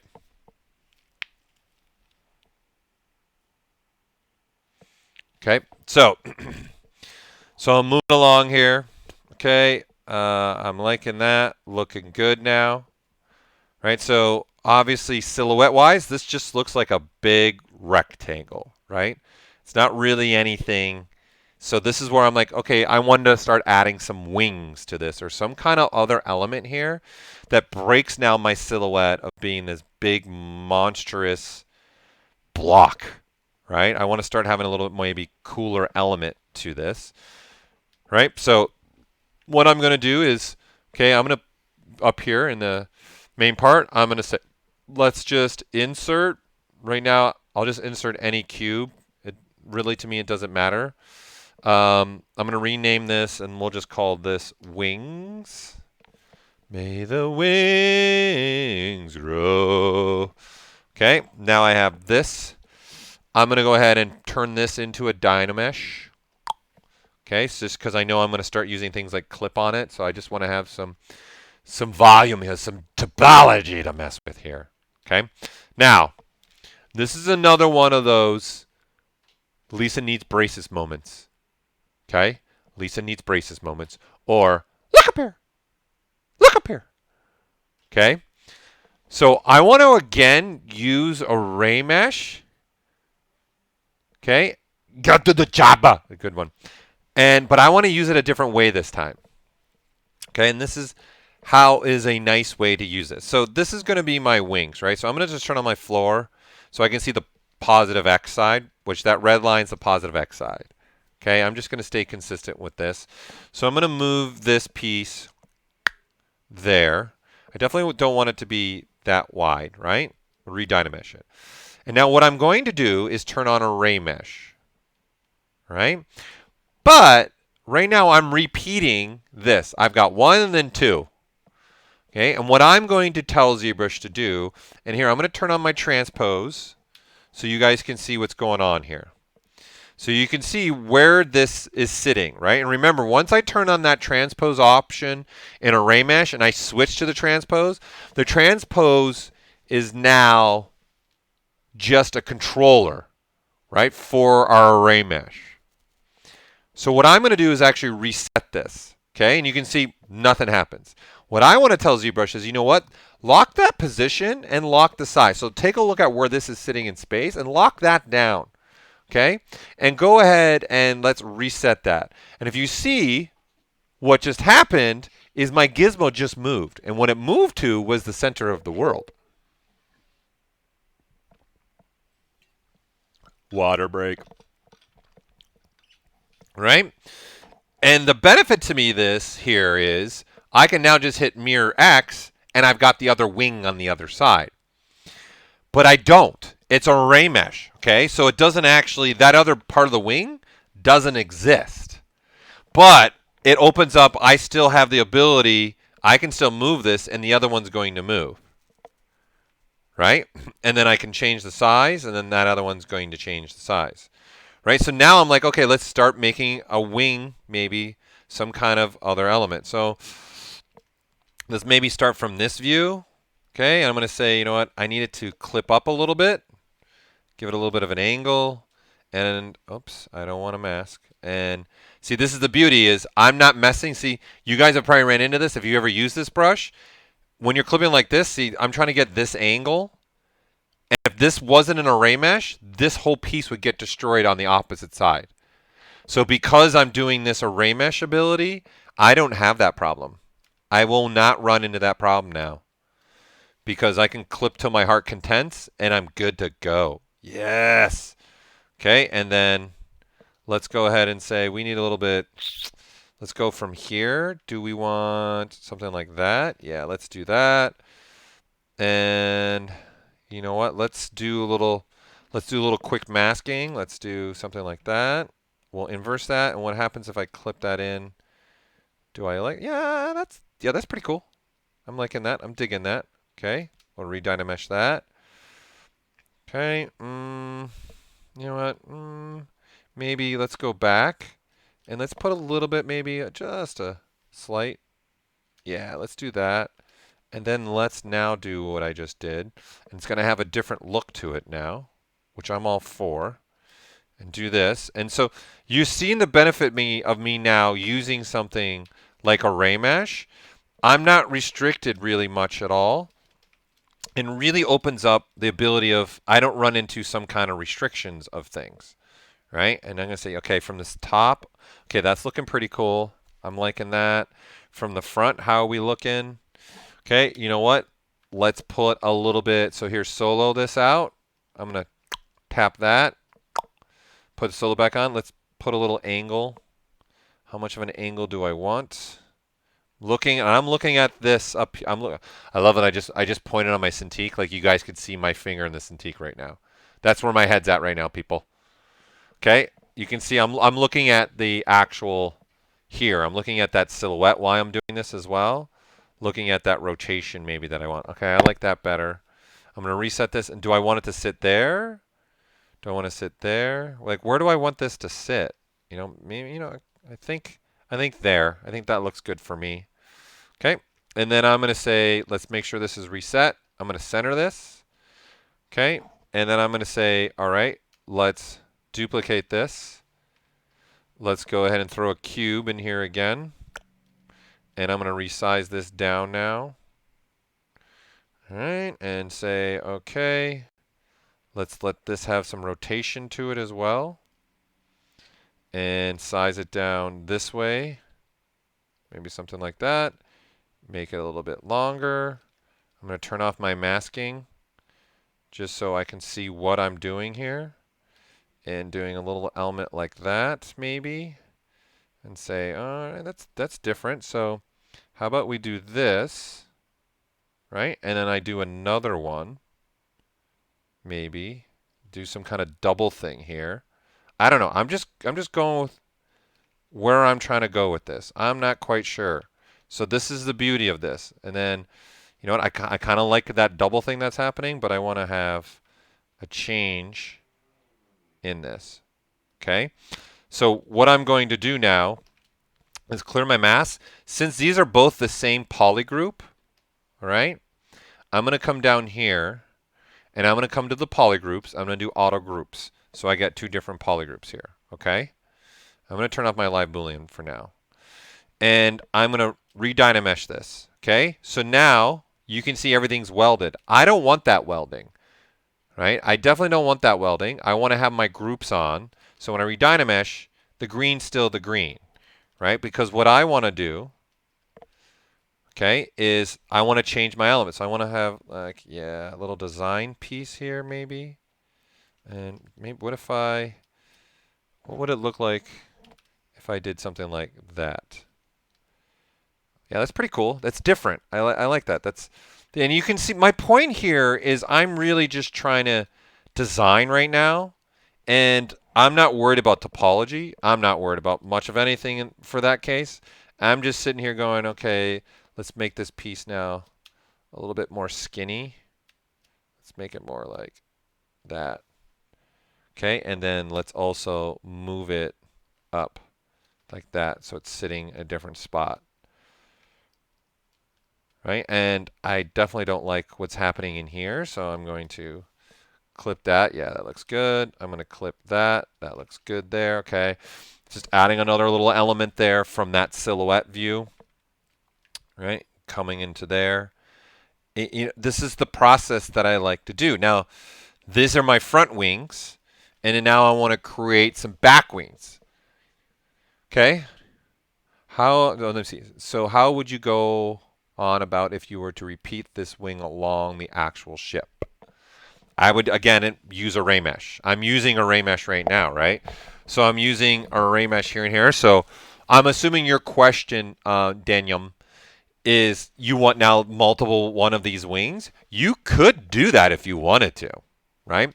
So right now, that array mesh technique I showed you guys where I'm mirroring over, that's in essence one stage of array mesh, okay? So for some reason, we want to go that route that Daniel is even saying, I want to repeat this. Okay? So I could say, let's append new. All right? And what this actually is another set of wings. So if I want that same wing on the back, I can do that, right? And I can even repeat more. So if you want to do something like this, where you want 4 of those to go across, you can do that. Or I can say, what does 3 look like? Okay, I can say, maybe we can do this. Okay, and I can say the pattern starts at a different spot. Right, so you have things like this, pattern length. Okay, when the pattern is on. So you got these other sliders too. But let's just say for the sake of argument, let's put this down to 2. Let's put it here, right? And then you could scale this wing up more if you want to as well. So you can scale along the X, right? So I can say let's make it 2 by, and then the Z, 2, right? I just made that wider, and it's the same wing that I'm messing with, okay? And maybe let's go 1.5, so it's a little bit wider, and let's go even bigger. Let's get crazy. Let's go 3 by 3. Right? And then now I'm going to reposition these, okay, and move these where I want. Right? And so now you have the ability to move these around in any locations that you want, right? But what I did for this was I have this already made. So I just said, let me just duplicate this. And now I want to make a different type of wing for the back. Okay? And of course, you could just do what I did and now just resize the wing right here. And you got the same wing, right? And then at the same angle, same size. And then I can say, okay, I want that. I'm looking at silhouette right now. I kind of like that from the front. Not as much of a fan of it from the back. What if we did something like this? That's different. I'm kind of digging that. Okay, I like that because then I want to add maybe another element here.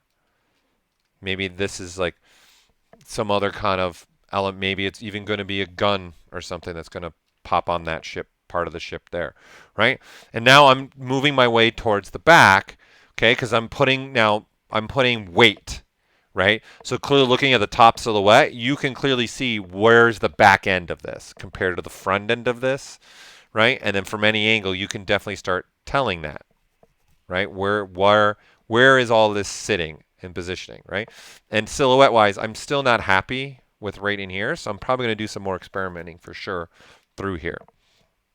Okay, so where my mind went with that, once I saw that, I was like, that's kind of different. That's kind of cool. I'm kind of digging that. I'm liking that. So let's go ahead and say I've got this array wing. Okay, I've got this is my main mesh. Okay, so I got this portion. Here's my main cockpit. I'm going to say, let's go ahead and copy that. I'm going to center that and throw again another cube.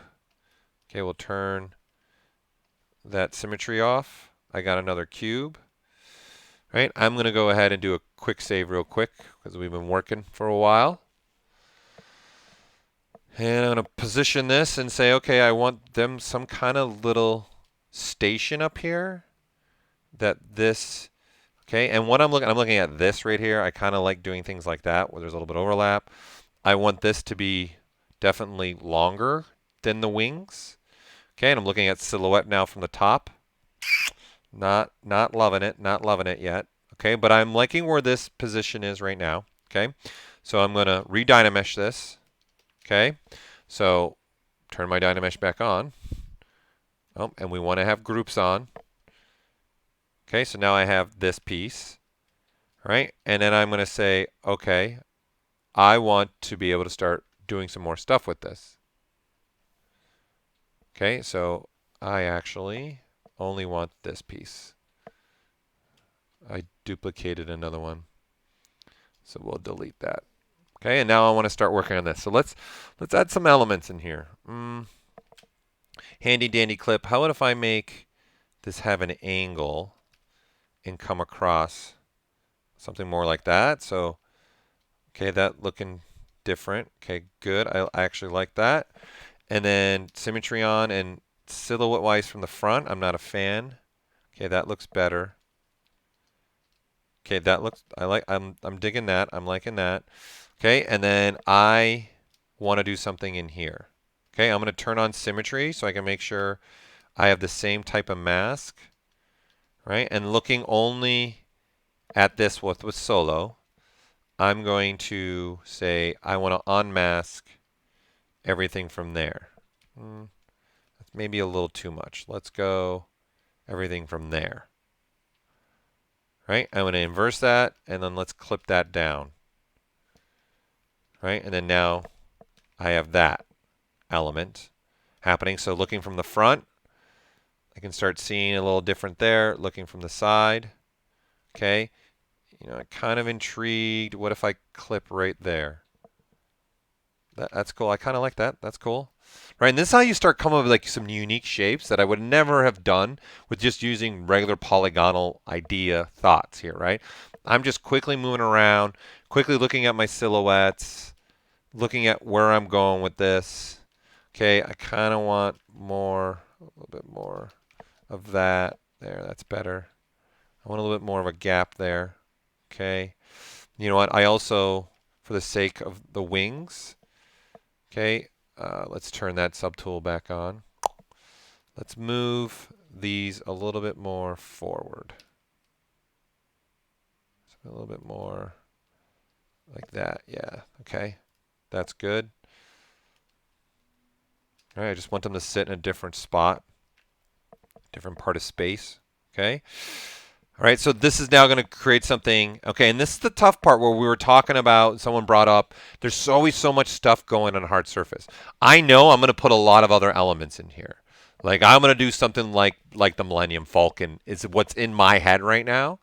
But you got to be able, so as an example, here, let me get back to some of our examples that we started this with, right? So looking at, again, the Millennium Falcon here, right? All this stuff that's happening up here on the top of it, like all this kind of stuff, that's what I'm thinking, right? Things like this, or like you see that part in there, or all this in there. That's what I'm thinking I'm going to start putting in that little cavity part. Got to do that, that I made, right? So I know I'm going to do that, but I'm going to do it down the line. I don't want to, at this point in this stage, again, I'm still in stage 1.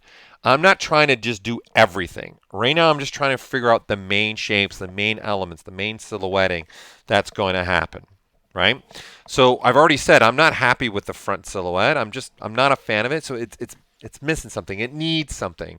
I'm not quite sure what it needs yet. So I got to go mess around and play and figure out what does it need. So let's just grab this and say, okay, let's copy that. And now you guys get my workflow here. I'm just using a cube. And I'm just going to size it. And all I'm doing right now is looking at silhouette purposes. And seeing if I make an element here. Let's see. Let's make it wider. Okay, from the front. Okay, that's starting to have some interesting things happening here. It's starting to break up a little bit what I'm looking at. Okay, so I'm going to say, all right, let's re-Dynamesh that. I'm liking that. And okay, so what if I clip across? Okay, so I'm going to turn my symmetry on and say, let's clip across. Let's use the line of the wing. Can I just clip across there? And take a look at what we got. Okay, I like the fact that I didn't go all the way. In fact, I want to embrace that a little bit more. So, and this is what I mean is happy. This is like old school Bob Ross, right? There. You know, there's happy little things that happen, right? I like that. I like that there's a break happening in there for that. Okay. Let's then say from the bottom, looking at my silhouette, what if I did that? Okay, so you can see our problem, right? What else am I clipping? I'm clicking that center portion, which I don't want to. So as an artist, I got to make a decision. Do I separate this now? I'm going to go ahead and say as an artist, yeah, I want to separate this now. What's up, Ashley? Okay. So I'm going to, it looks too much like a nose. Yeah, because we're still, I like it. Maybe I want a nose first, last. Okay. So I'm going to separate this, and I'm going to split this off, because now I just want this to be another mesh. And again, this is going to be, I'm going to call this back wing boosters. Right? I want to have these to be where I'm going to hold, because this is becoming a heavy ship. Right? So I'm going to need a lot of rocket boosters to make this thing actually work. Right? So, okay, that looks good. And now that I'm separated, I can have some fun here and say, okay, do I want something more like that in my silhouette? Maybe not so much. I'm okay, yeah, I'm liking that better. Okay, that works for me. And again, I'm a big fan of adding like just another little element in there. Right? And again, I keep looking here a lot when I'm doing this process. Okay, I don't like this. I want maybe even not that much. Maybe just, yeah, that's enough for me. That looks good there. All right. And see, this kind of thing I really like, but let's see maybe, what if I bring it all the way out to here? Okay, that's looking cool, you know, but what if I bring it here so it's not under, so it's under the wing a little bit more, right? And again, I'm just moving around, looking at what I like, what I don't like. Okay, I'm personally liking my front silhouette a lot better. Okay, I'm digging that, but I kind of like this overlapping thing that's happening here a little bit more. Kind of creating, again, levels here, because I know I'm going to do stuff with this down the pipe. Okay. So I'm saying, okay, so what if I now say, okay, what if we now combine and do under the wing with that? How does that look? Okay, do I want from the top, do I want that? Do I want that? Do I want that? Do I want that? Do I want this? A little bit of this? A little bit. Or maybe I go, you know what? Maybe what if I followed the line of the wings a little bit and do that from the top? Oh, that's cool. I like that. Yeah, I'm keeping that. I like that. So you can see here what I mean by my processes are just going and going and going, and I'm thinking, right? So understanding ships and things like that, this is in essence like there's got to be an intake of air happening. So I'm going to reuse this shape, right? And I'm going to size it down, something like that. Okay, and maybe let's look at this from this angle. Maybe do something a little bit more like that. And let's go ahead and size it down this way a little bit. Something like that. Yeah, there. Happy little trees. Right? And all this is, right? And this again is changing my silhouette. You can see what's happening. So I'm constantly, when I'm adding things, I'm still reevaluating, is that a smart decision? This is why I like to work this way when I'm working, okay? Because I like this from this angle, I like it from this angle, okay? I like it from that angle a little bit, but and looking good there. But, you know, here it's just getting, again, too blocky for me. So maybe if I start playing with that a little bit more. Yeah, let's go maybe even more harsh. Let's go from here. Yeah, that's a lot better. Okay, that's good. I like that angle. I like that angle. Money penny! Right? And I'm going to say, okay, good. I love it. Let's commit. Okay, but we're not committing if we're making them separate polygroups. Right? So you guys got to remember this workflow that I've been talking about this whole stream is about non-destructive, making sure if I do change my mind, I have the freedom. Making sure if I want to split off something and make it a new subtool, I have some freedom. Okay? And that's exactly what I want to do here now. I don't want it to look like this. Right? I like it from every one of these other views. Okay? But I don't like what's happening right now in here, so I want to do something else in here. Okay? So I'm going to go ahead now, split this off. Right? So this is what subtool. I want to go ahead and split hidden. Right? So now I have this piece is in the front. I'm going to go ahead, and again, you might get used to just renaming. So I'm going to call this backwing boosters front piece. You don't have to get clever with it, people. Don't get clever with it. Right? And I want to now manipulate this and say, okay, I want to break that a little bit, something more like that.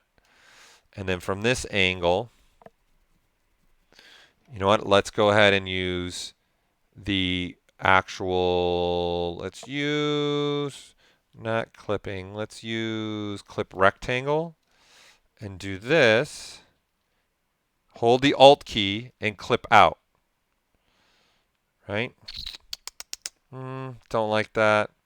Okay, so let me switch back to the clip curve and let's say, let's come this direction across and then double tap and do that clip. Okay, yeah, I like that better. There's some other element there. It's getting a little too thin there though. So I'm going to come across like this, double tap, and then do, yeah, that. Yeah, there. There, I like that a lot better. Okay, so the elements here, and then I can clean these up, is just doing the process of figuring out what is it that I really want this to look like. And I'm looking at every angle through here, right? So it really starts to open up ideas and thoughts. So I'm digging where this is going. I know I'm going to put some vents in there and some other elements, but I'm going to move on because I want to keep moving on, right, to all my pieces, right? I want to keep going, right? Look at my live Boolean real quick. So I need now something in the back, right? I need some kind of thing that I can control and where I can put some more rocket boosters. All right, hold on. There's some questions. The bottom surface of the cargo ship needs to be made of a solid porcelain-like material and absorb the heat when descending to planets due to the planet's gravitational acceleration. I like it. See, your mind's going. Your mind's going. I like that. Good job, Al. I like that, Alex. I can't even tell what you're making. Oh, thanks, top zero. Eamon, what's your question? Let's see. Sorry, I'm just looking at a question. Hey. Is there a way to create a separate morph target layer for each alpha so you can control their level of intensity individually? Well, that would be layers. That's what you would use. I mean, that's just layers. And then you can bump the intensity for each layer. And I see Dr. Depresso is in here and answered the question for you already. Thanks, Dr. Depresso, for being here. Okay, so let's keep moving along, people. Let's keep going along here. Again, I'm trying to get you guys to understand my process of how I got to this point. And then the next stream, I'll move on and have more done, and then we'll go with the next process. Okay, but you can see how far we've been getting here in these hour and a half, right? So let's keep going with this. So this is going to be part of the main ship. So I'm going to put it in my folder here. So I have this front panel piece. I'm going to go ahead and do this. Look at that and say, okay, let's go a little bit wider. All right. It needs to be a lot bigger. Something more, I'd say like that. And definitely a lot wider. Maybe something like that. Okay, nice. Okay. And then now I'm saying, okay, let's start doing some other design element here. Okay, so turn on my symmetry. And this should maybe have a tapering. Let's see what that looks like.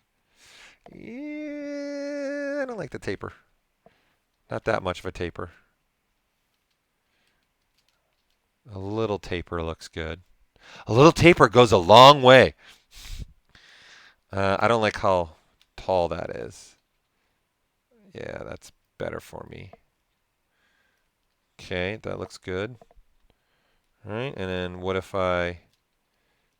no, that looks silly. What if I just do... okay, a little one looks a little bit better. That looks better. All right, and looking at all my silhouettes from the top, from the bottom. You know what? I think this should be in more. Yeah. There, that's a lot better for me. And I'm digging what's happening right here actually too. In fact, let's embrace that a little bit more. Let's put another different angle in it there. Yeah, let's embrace that. Again, this is a lot of everybody. What my eye is doing right now, which you guys can't see, I'm doing a lot of looking at this. Again, I'm touching my Cintiq like you guys can see it.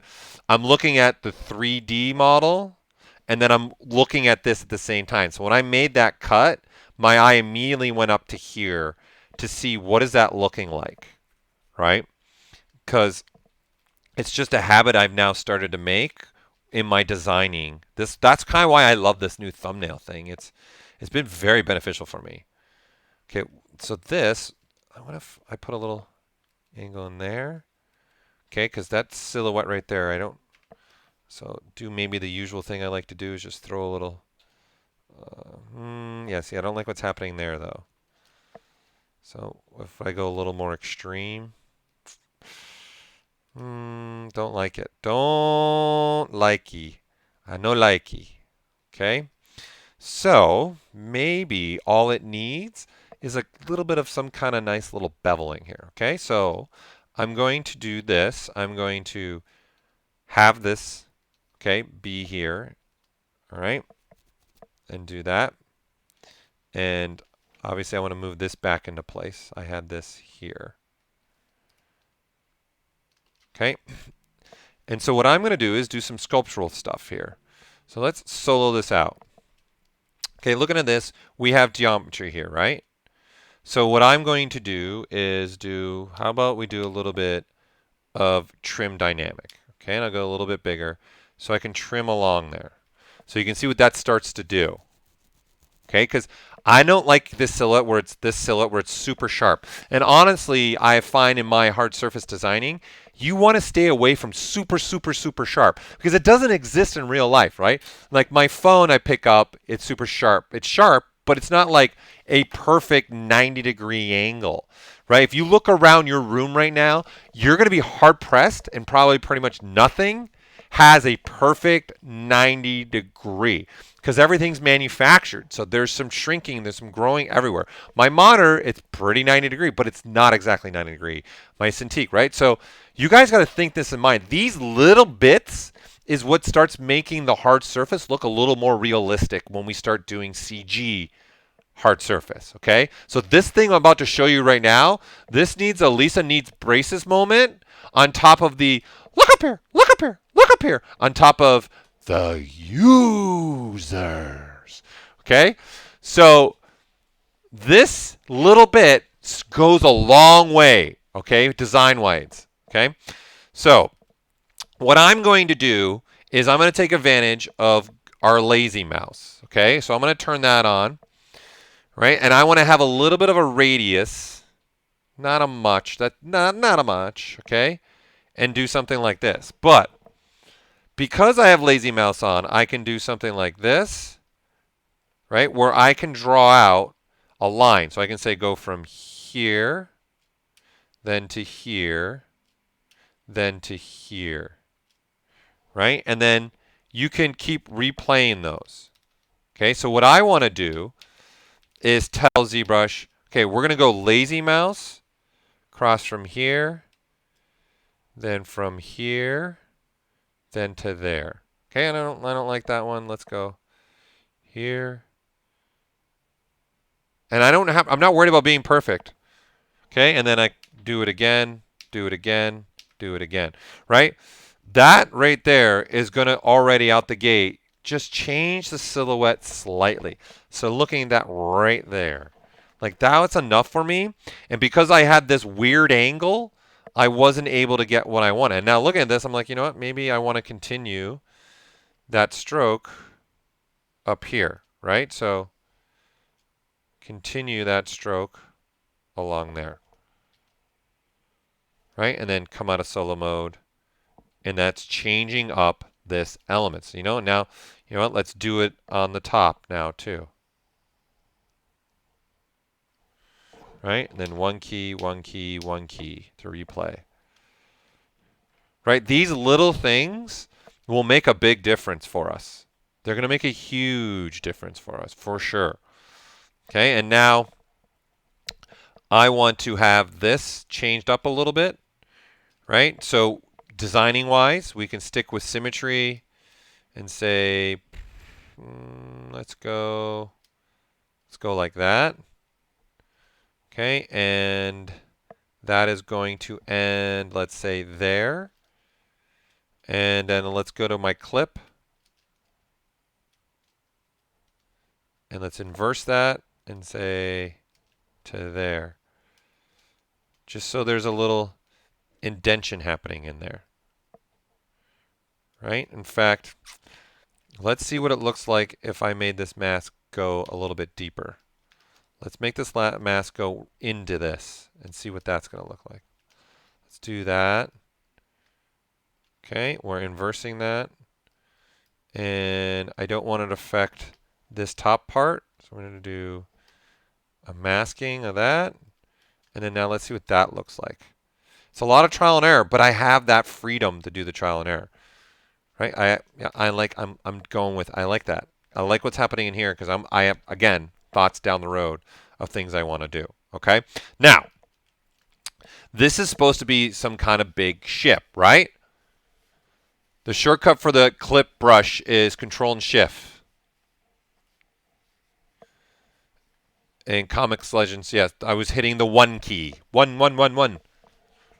Okay, so right here in the stroke, I was doing modifiers, replay last. Look, there's better things than that. I'll be in all honesty, people. Okay, Shift 1 is for something else. You know what, darn it, since we're talking about it, okay, we're doing it. Tangent alert! Tangent alert! Okay, because we're talking about this, let's go on a tangent here for a minute, because I think these are underused features in ZBrush, and I use them a lot. Okay, because you guys are asking the questions, okay? So, let me grab something here. Let's just I don't care what it is. Let's just grab this. Okay, so let's understand some differences here between here. Let's even dock this stroke palette because this is what I want to talk about right now. So you guys, we made a tangent happen here. Okay, so as a sculptor, right? I can say sculpt the build brush, right? So if I hit the number 1, the 1 key, ZBrush is using this, replay last. Okay, so it's replaying the last stroke. Key point here, stroke, not brush. So what I mean by that, if I switch to, say, the Damien standard, and here let's reset the brushes. Okay, so if I say Damien standard and hit the 1 key, you can see the Damien standard is now happening where that clay buildup happened. This is going to be awesome. Trust me, this is going to be great. Okay, so it's the stroke. It has nothing to do with the brush. I can switch to the blob brush and hit the 1 key, and now I'm blobbing it up in that same area.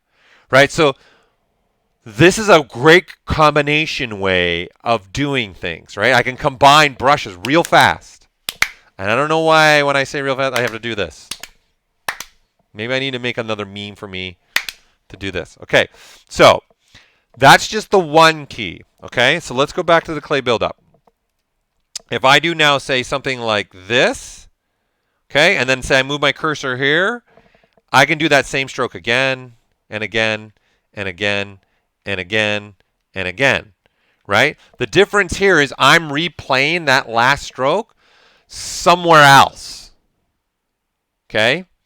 So I was using replay last, which you can see is the 1 key here, and for these strokes, I'm using replay last relative, okay? Which means wherever my cursor is, replay that last relative stroke you just made.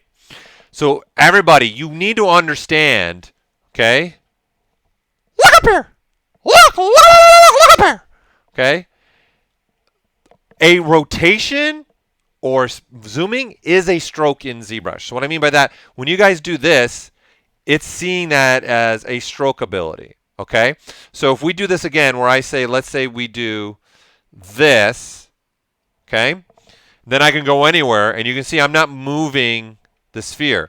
The minute I do this, right, I've changed the game. So now if I go do this, you can see the stroke's not the same.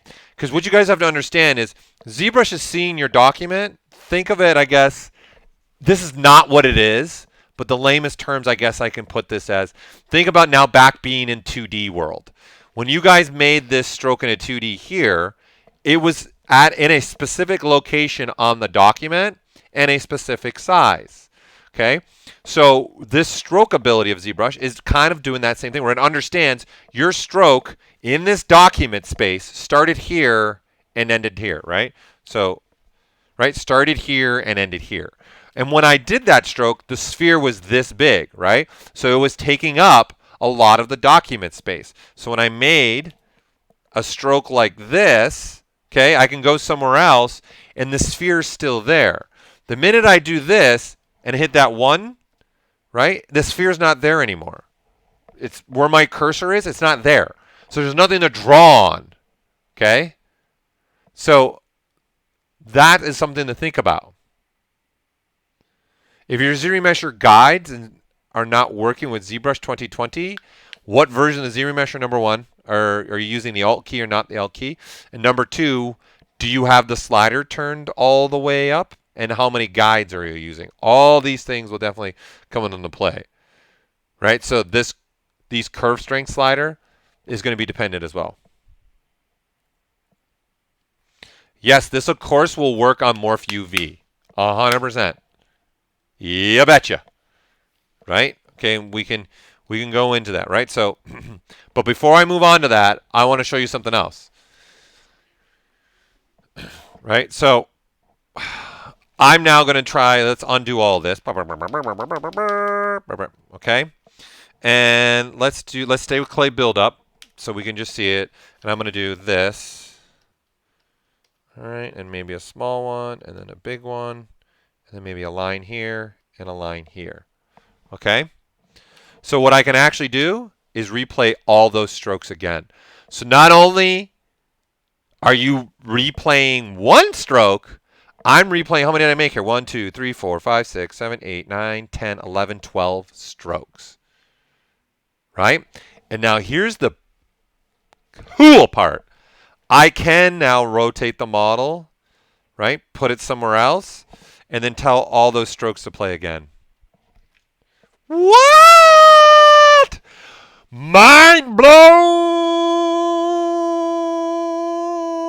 Right? So I'm taking this idea concept of replaying one stroke and saying, no, no, no, no, no, ZBrush. No. No. I want multiple strokes replayed. Okay?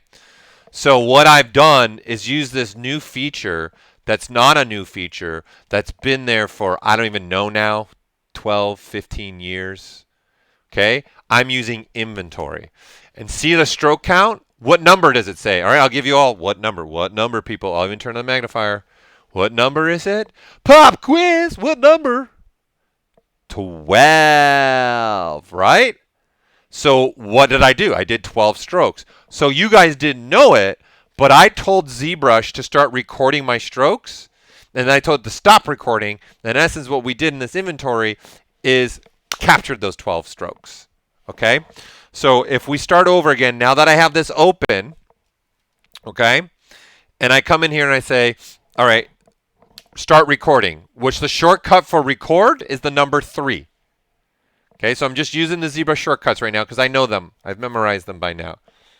Okay, and then now I go through the process of just making strokes. And you can see that slider is increasing as I make my strokes. Okay, so when I hit 3 to stop the strokes. And again, I can even switch to the Damien standard. And now if I hit the 2 key, I'm replaying those 14 strokes. Because what I'm doing is now I'm telling it to replay all. So I've got all of the strokes being replayed in this location, but because it's stored in inventory, I can actually rotate my model. And as long as, like we talked about, the model is relatively the same size, right? I can say replay all, which is shift 2. And now I can say it's shift 2, right? And then shift 2, right? And then I can come over here now and say replay all those, shift 2, shift 2. Okay, so that was a great tangent, okay, for us to go about what I was doing there when I was starting to do this stuff with the ship. Okay? So hopefully that solves your problems and understanding what I was doing there. Yeah, if you hold the control key, does it work with masking? So obviously when you're dealing with masking, you're doing what now? You're holding the control key. Right? So no. Because now the control key is being held. There's a keyboard shortcut being held. Right? So if you hit the 2 key, right? Right? It's like, well, what do you want me to do? What's control and the number 2? Okay? All right, to get around that though, okay, so to get around that question, that's a great question actually. Does it work with masking? Here's a way I could make it work with masking, okay? Here is a great way for it to work with masking. I'm going to switch to the actual paint brush, okay? And I'm going to fill this color with that, all right? With white. I'm going to switch to black over here by hitting V by victory, okay? And now I'm going to say, all right, I've got painting ability. So, and there's other ways to use this. I'm going to, oh man, my mind is doing this. And then you guys can paint this. Right? So that's a paint. So if I say, okay, I'm done recording, we rotate somewhere else. And now my things, and then I just hit the shift 2. I got that again. So what you can do now, or you don't even have to use black anymore, okay? You have the ability now in masking, and you have this, mask by color. And so I can mask by polypaint, I can mask by intensity. And because I used black here, right, my intensity, and there you go, I have a mask. Bada bing, bada boom, right? But I don't have to use black. I don't. I can use any color now of the spectrum as long as you have ZBrush 2020. I wish I could do the Barbara Walters. I'm going to put the Barbara Walters in for whenever I say 2020, we're going to have Barbara Walters head pop up. 2020! Okay, so what I mean by that, people, is you can grab any color. You can grab this blue, right? So if we turn our paint back on, and I just start painting with this, right? This is now can become a masking, because in that same masking menu, we now have Mask by Polypaint, which opens up a new window. And I can take this little thing right here and say, and then bingo, right? And now I'm masking based upon this. I have a tolerance control, right? And then I say, okay, now that's mask, and I can even inverse it. But I can even do that in here, right? Because you have an inverse mask capability in here, right? So I can do this, and now you can see that everything else is masked but the blue, and then I can do the opposite. Like, this is endless, people. You can do stuff like this, where I do a mask like this, and then I go into this, and now I say, okay, this is great. What I want to do now is do the unmask and do this, and now you can see I still have that rectangle mask, but then I've also unmasked this blue portion in here. Like, people, this is how you can do like this is why I'm saying hard surface is stepsual. Like, if you notice, I've put not really any scribe linings, anything like the thin detailing lines. I'm going to do that in like stage 4, man. Maybe stage 3. Okay? So this is a way you couldn't do what I was doing with the mask brush because I have to hold the control key to run the mask. But I got other tools that liven up the piece, man. Right? And if you could even save this color on a layer. Right? And you can open that layer and call that masking anytime you want to. Right? Or if that color stays on your mesh, you got it. It's there. I don't know why I'm making faces. I'm just watching myself right now make stupid faces. All right, moving on. Okay, oh no, I don't want to look at this. Okay, so hopefully that answered that question. I don't remember who asked that question because now there's been a bunch of commenting. Okay, thanks, Dana. Thanks for favorite. Thank you for that. Appreciate the call out. Glad you're having a good time in my wackiness, craziness here. Okay, so boosters. Let's do some boosters. All right, so this is going to be super easy for me, actually. Okay, so, all right, Cake. I like it, Cake Lear 98. I'm glad I was able to answer that for you. So, what I did for mine was like, I don't know what I want to do. I don't know what type of boosters I really want to have. I really want to make. Okay?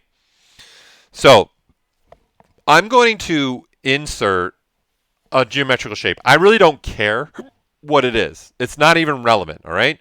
And I'm going to rename this boosters. Okay? And so all this is just some cube sitting over here. It's not relevant to us, this cube. I'm only using that because I want a new subtool. And what I want to do now is I'm going to switch to an insert mesh brush. Right? So you can see here in this designing, people, that I've been doing, I'm using a lot of features. And when you know the features, your workflow goes... Like, I'm not kidding when I said in the beginning of this stream, this original design literally took me about 15 minutes. Right? Because I just went, and I was just being an artist, and I wasn't here sitting to myself, talking to myself, being an idiot and a fool, the way I'm in with you guys right now. Okay? 100%, Alex. Side thrusters. You know where I'm going, man. You know where I'm going. Okay, so this insert brush that I like is this model kit. And what's awesome is we already have boosters in here. So I don't have to make them. I've got them, right? So I'm going to go symmetrical. And I'm going to say, okay, let's put that booster there. Okay, what does that look? Okay, that's looking pretty cool silhouette-wise. Okay, and this is supposed to be something that's big, right? So these boosters need to be relatively big.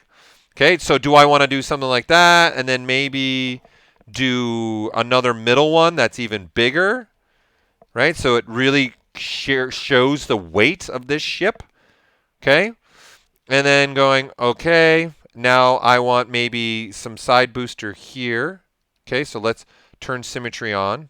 So let's do a medium size one there. Okay, and then you know what? I'm going to grab a different one, and do maybe a smaller version. So there's levels to the boosters as well now, right? And I'm going to say, okay, there's those boosters. I'm going to turn on dynamic subdiv by hitting the D key, as in dynamite, right? And now all I'm doing, again, is my eye is going back and forth between the 3D mesh and the boosters. That's all I'm doing right now. Okay, so I'm going to say, okay, that one's cool. Let's duplicate it. All right? Let's go ahead now and say, let's get rid of all the ones that I've drawn out here. So let's turn this one off. All right? And let's get back to just only having a cube. Right? And then geometry, modify ball, and delete hidden. So, of course, this workflow, I did this. I duplicated several of these. Right? Because I didn't know what I wanted for boosters. Because my mind went, okay, how about I try one where, let's say, let's do this. Let's do a small one. And let's duplicate those small ones like that. Maybe have 4 there. Okay, and then let's duplicate those. Let's size those up. Maybe do something like that. Okay, that looks good. Let's grab a different booster. Oops, let's not have Gizmo on. That would be helpful, Paul. Helpful stuff. Okay, save your projects, people. It's so important. Do I want to maybe put a little small one there? You know what? I think I want a big one right here, but I don't want 2. I just want 1. Right? And this is getting a little cray-cray, which I'm all right with. Maybe not big. Move that in position. Okay, and then, okay, now let me do, maybe this time I'll just do 2 of the same, like that. And start looking at that and going, do I like that? I don't know. Let's try another one. It's really, again, I'm experimenting. I'm trying to figure out what I like, right? So I'm going to say I like a big one, 2 small ones. I really like, I know I like this offsetting thing happening because when I go to the silhouette, that's a nice stepping thing that's happening for me that I'm digging, I'm liking, okay? You know, but let's do the opposite. Let's do big ones there, and let's do a larger middle one there. Okay, and then let's switch to this and add 2 small ones there. All right, and then over here, let's do, I like the big and small with that angle a little bit there. Okay, so you can see as I'm adding more boosters, it's putting, when I say weight, it's creating the volume, and that makes this ship look, oh, this is pretty big ship, man. You need that many rocket boosters for this to move forward. That's a big ship, right? And I'm just going through the process and saying, okay, which ones now do I like? Right? What's the one I like now? Okay, I definitely don't like the third one. That one's pretty cool. I think I like this third one I made, right? So in essence, people, this was my process for the boosters. I made like 8 different ones, and I literally did this. I'm like, I just kept cycling through them, and then switching my silhouette and going, okay, that looks cool. Okay, I like that. And just cycling through them and going, which one do I like better? And from all my angles, which one is the best one to look for? Okay, so in this case, I'm going to go with the third one. I just like the third one. Okay? So now my problem is my designing's not done. Like, the boosters shouldn't just sit like that. Okay? All right, Gustavo said the last one too. Hi, 3D Art with Javad. How are you? Okay? So I want to add, again, some more design elements. So let's take care of this back portion right here. I want to add something to this. Okay? So I'm going to say, let's go ahead, brush, insert, okay? And I have insert primitives, okay? But I could literally just do this instead. I'm going to say, again, duplicate, right? This process like this. Right? And I'm going to say, let's do something different this time. Let's take a polycube. Okay, no symmetry. Pop that in here. Let's move that out. Size this up. Okay.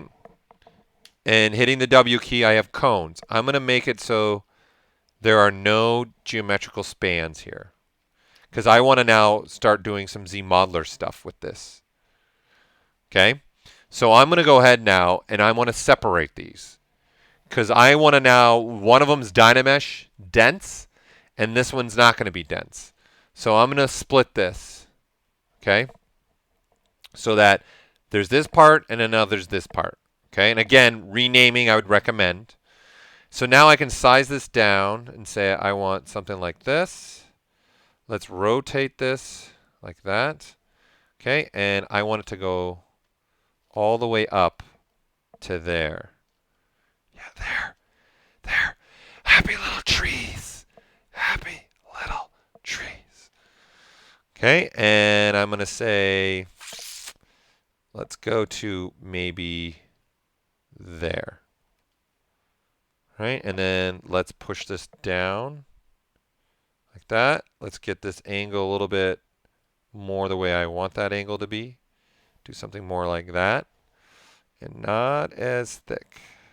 There. There's something like that. There. You know, kind of like what was happening here. Okay? I like that. I like what's going on there. And you can see my designs change because, look, I lost a little of my wing design. So I'm going to need to definitely fix that down the road. Okay, now I'm going to say, let's do some ZModeler. So I'm going to do QMesh single polygon. Let's do a face that comes out like this. And in fact, I want to recenter this, and I'm going to rotate that face and then bring it down like this.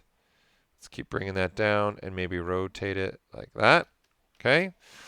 I'm going to go ahead and rotate these vertex points right here. I'm going to center that and go ahead and rotate that because I want that to have an angle to it. I still don't like this rotation.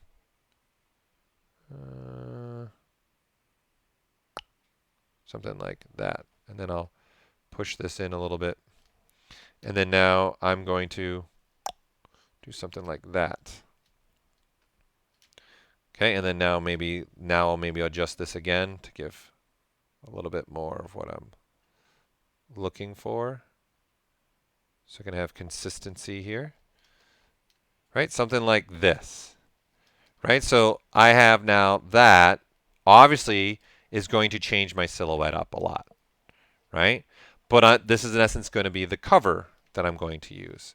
Right, so I definitely want to insert an edge loop here. I'm going to insert an edge loop here, right? And then I'm going to get rid of that polygon and redraw it out so it has an angle like that, because I want that look there. I'm going to turn on dynamic by hitting the D key. D key. Okay. Yariv, I'd love to get a drink sometime. Absolutely. Okay, and then I'm going to say, you know what? I want to crease all so it stays nice and sharp. But if you guys remember my rule for me for hard surface, nothing should be 100% sharp. So I've turned on dynamic subdiv, which again is Shift D turns it off, D turns it on. Okay, and now I'm saying I've got 3 subdivision levels. I'm going to go to 4. So it's giving me a smoothness of 4. All right. And then I'm going to say, you know what, only hold that for 2 levels. And you can see this gets a lot different, right? It smooths up. So if here I go to 3, then it looks like that. And then 4, it just looks sharp. So actually, I like 3 right now, where we're at with this. Okay? And people, again, I know there's other features I'm going to use down the road. Okay? I know there's other things that I'm going to start working on and combating with. Okay? So don't fret. Don't go cray-cray. Okay? And so now that I've added this has changed silhouette. It's changed some things. You know what?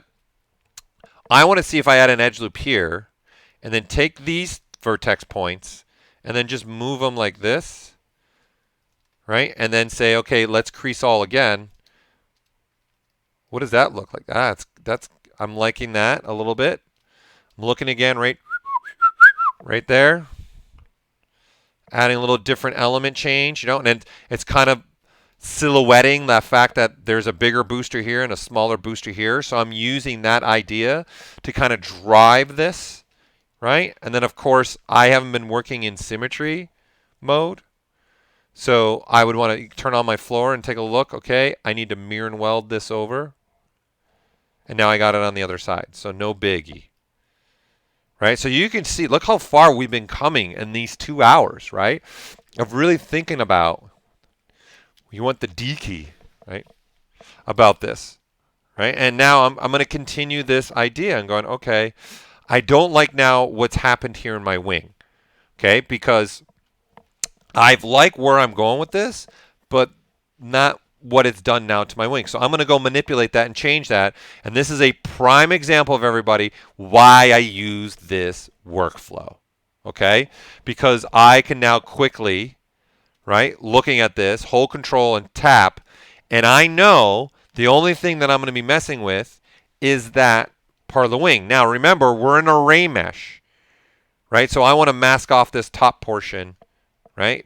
Because remember, we're doing an array mesh where the one side doesn't even exist right now, if you remember. And now this is set to this. I'm going to say, you know what, let's change this back one a little bit. Let's go with, let's bring it out a little bit here. A little bit more. Do I like that? Maybe. Do I like that instead? That looks pretty cool. Let's change this angle even a little bit. Something like that. And let's see, what if I thicken this as well? So I'm going to tap up here on the top, right? And then you can see this is moving away, right? Right? So what I'm going to do is I'm going to turn on local sim, and then now I can add some thickness to this. Oh yeah, there. Crazy, crazy, crazy. Don't like it. Don't like it. So you can see what's happening here is I've had symmetry on. And if you remember, we're array meshing. So the other side's already being done for me. So really, I shouldn't be, if you look at this, I shouldn't be using even symmetry right now, right? So I don't even need this. I can just start building that. And I clicked a couple times. So hold on.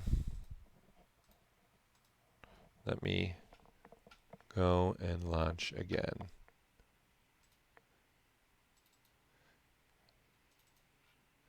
Talk amongst yourselves. Coffee talk. Coffee talk. Neither here nor there. Do you enjoy the stream? Thumbs up. Do you hate the stream? X in the chat. I see all your chats. Let me reload where we were at.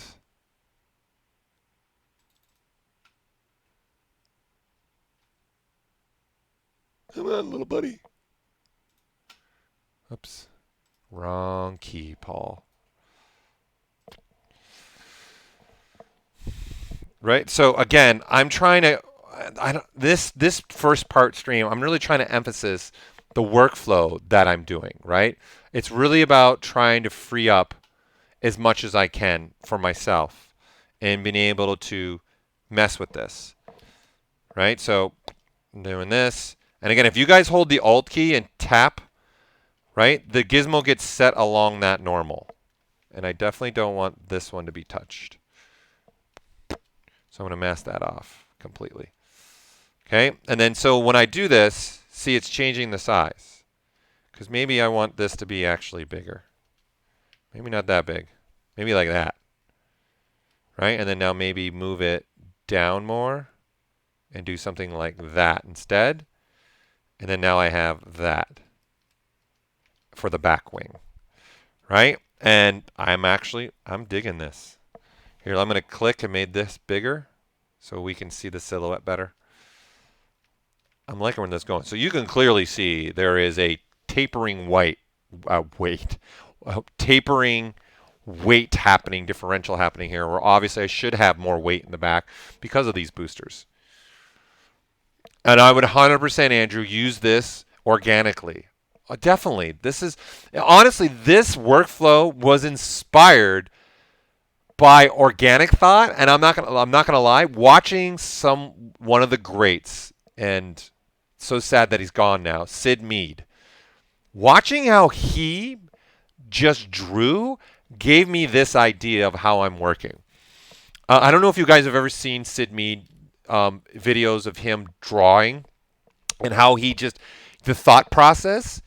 I watched a video of him where he was doing his thought process, right? So in essence, he was just recording. He goes, "This is what I do, man.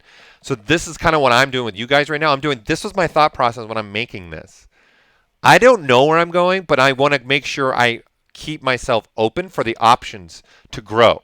Okay, so what I mean by that is when I watched him, when he was trying to figure out a drawing, he would do like 15 thumbnails, let's just say, or 10 thumbnails of just different ideas that were popping in his head.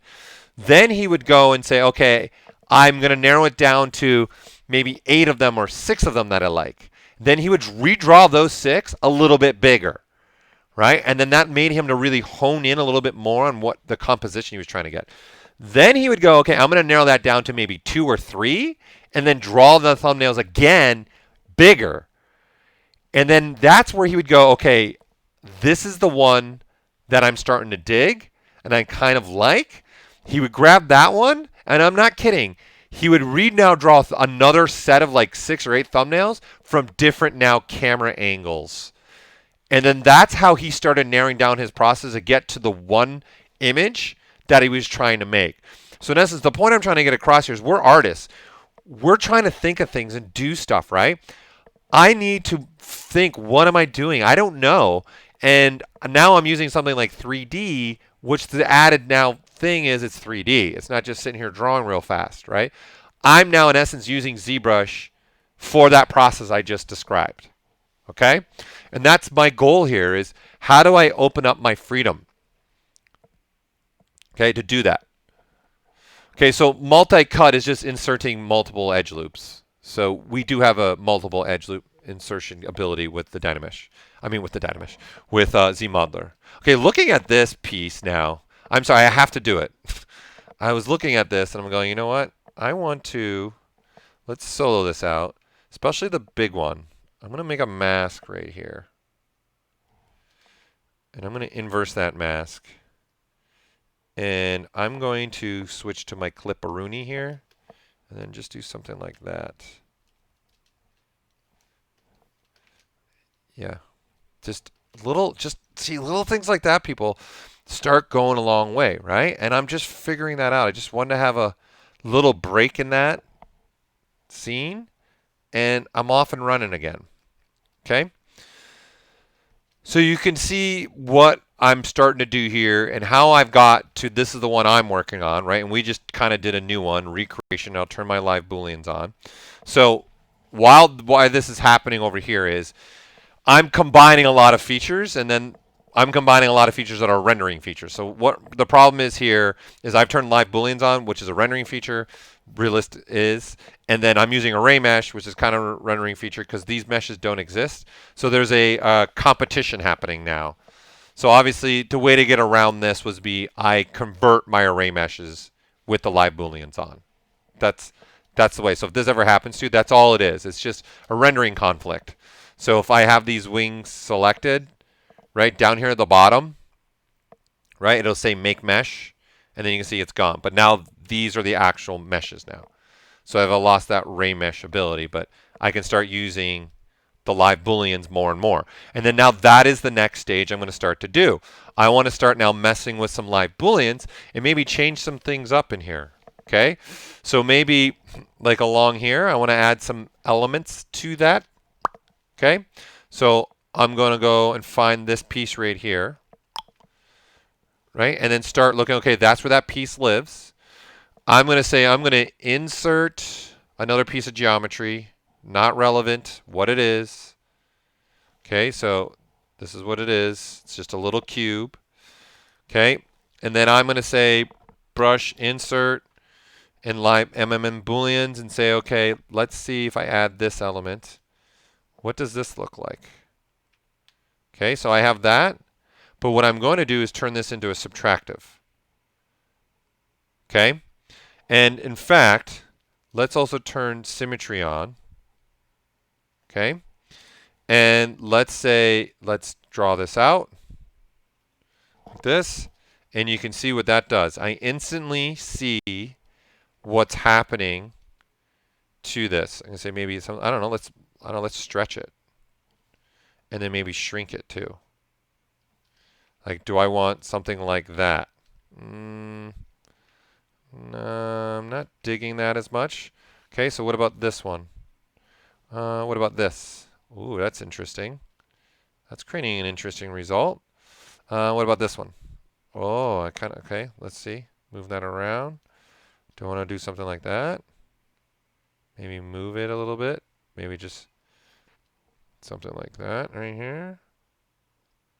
Right? Or maybe this one. And then move that one out. So you see what I'm doing here is I'm using live Booleans right now to create a result, okay, in here. And I'm just guessing right now. I'm just messing around with shapes. What about this one? What if we use this one?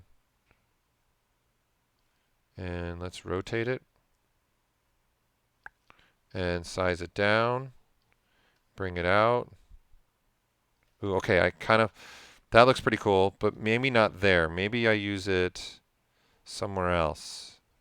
Do I use it up here, maybe? Maybe something like that.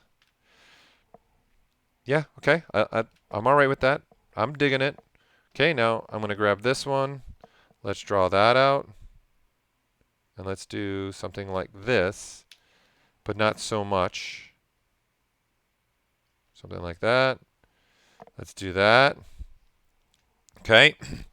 And because where I'm at, I'm going to say, you know what? Let's go here and let's go to extender. And I'm going to extend it out so it does that. And again, I'm getting it on both sides. Right? So I'm just using right now. And the beauty is I know it's only happening to this piece because that subtool is set to a subtractive and it's right below that piece. Okay? And then I have live Booleans turned on. And then now let's go backwards. Right? I have this piece and I like that, but I want to make it longer. So I'm coming into the gear. I'm clicking on extender. And what that does is when I grab this orange cone, it just does that. And watch this, guys. We can even do something else. Here, we can even say, all right, that's cool. But let's also, what if we inflate or deflate? Deflate gate. Right? So now there's another stepping here. Okay?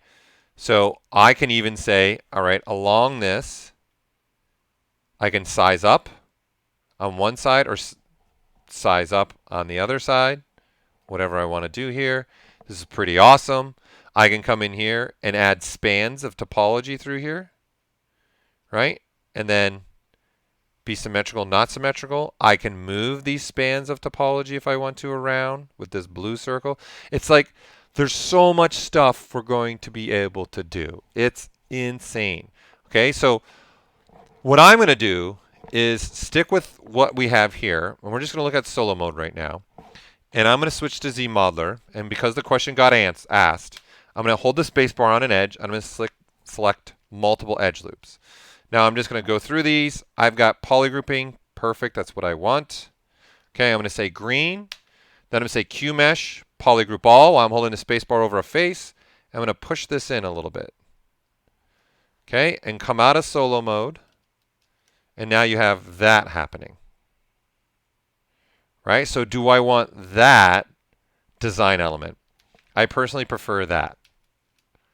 Right? But you can see what the abilities that I'm making for myself here. I'm making an ability to mess around. Like, how about this? What if you put this on an angle instead? And mess with the angle. And then have something like that where there's a slight angle in there. Which is pretty cool. But I don't know, I kind of like having a ridge right there. So I'm going to keep it like that. Right? And I'm like, I like that. That looks good. I'm going to move on now. Right? I'm just going, done. Move on to the next stage. Right? So this is now the kind of stuff I'm starting to do with mine. So over here, I'm starting to clean things up. Right? And adding these elements. The cargo ship will be able to dock. Yes. So obviously, we're going to be starting to figure all this stuff out, right? This is the point of this. I'm starting to figure out, like, that question was a great question. How does this ship even land? How does it dock? Does it dock? And you got to think about the elements now and going design-wise, okay, where would I put feet? Where would they pop out? Excuse me, if I was going to put feet, where would they go, right? And thinking about that, right? And then thinking about this, what's going to happen in here for the vents. And I'm just going through my processes, okay? So what I want to challenge you all with, unfortunately, I have to get going, but it's been a great 2.5 hours. I want to challenge you guys with, can you now take this 2.5 hour stream that we're talking about, looking at these features, can you make your own sci-fi ship? It doesn't have to be a cargo. Go nuts. Do something different. I don't care. Do whatever you want, right?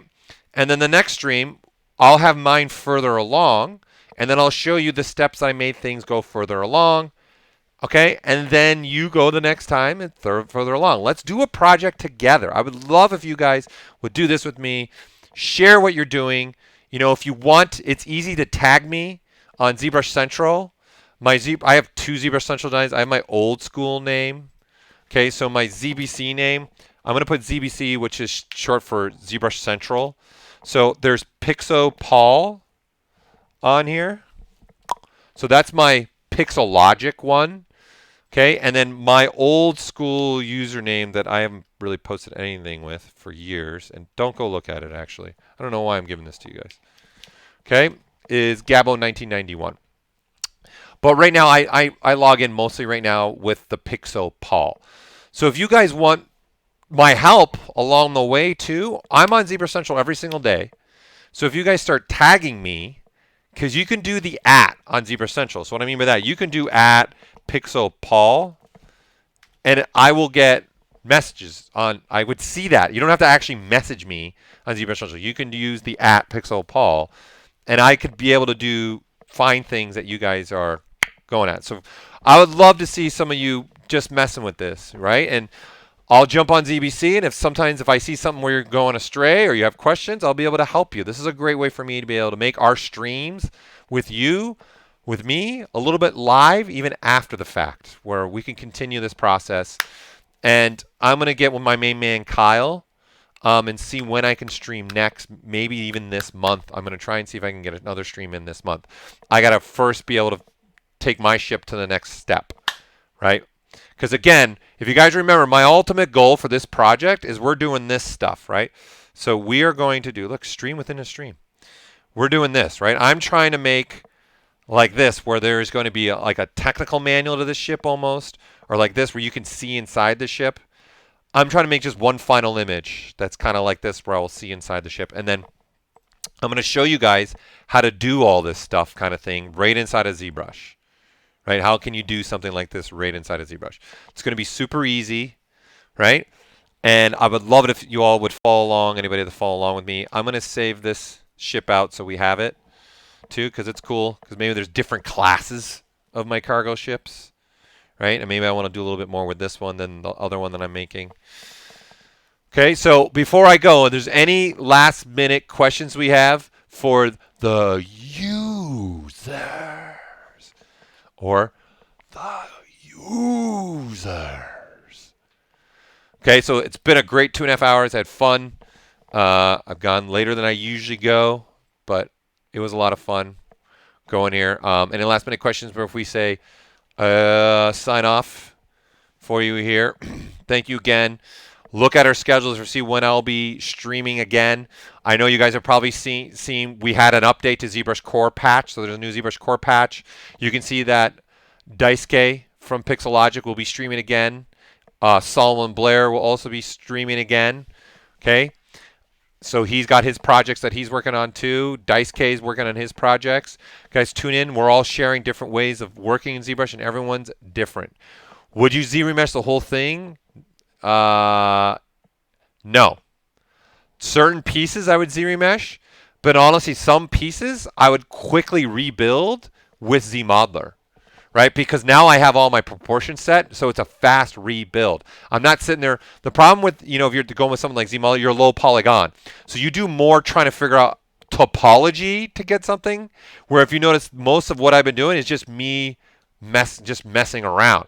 I'm not limited to a topology. I'm just, hey, I want to make it like this. I just masked out and cut it. Compared to, okay, I got to make an edge loop here, edge loop here, edge loop here, and then bring it down, make that all work, right? So my mind was more free. So something like this is super easy to rebuild if I want to with ZModeler. Or, yeah, I would do a ZRemesh with polygrouping.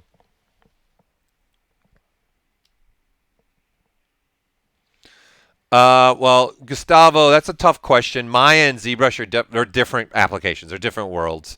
ZBrush, we're more like a sculpting application. But we've added a lot of features over the years that you can definitely do low polygon modeling and modeling. Like I've used Maya since version 2. But honestly now, because of all the features we've added in ZBrush, I barely go to Maya now. I can do almost pretty much everything I want inside of ZBrush. It's just doing this, right?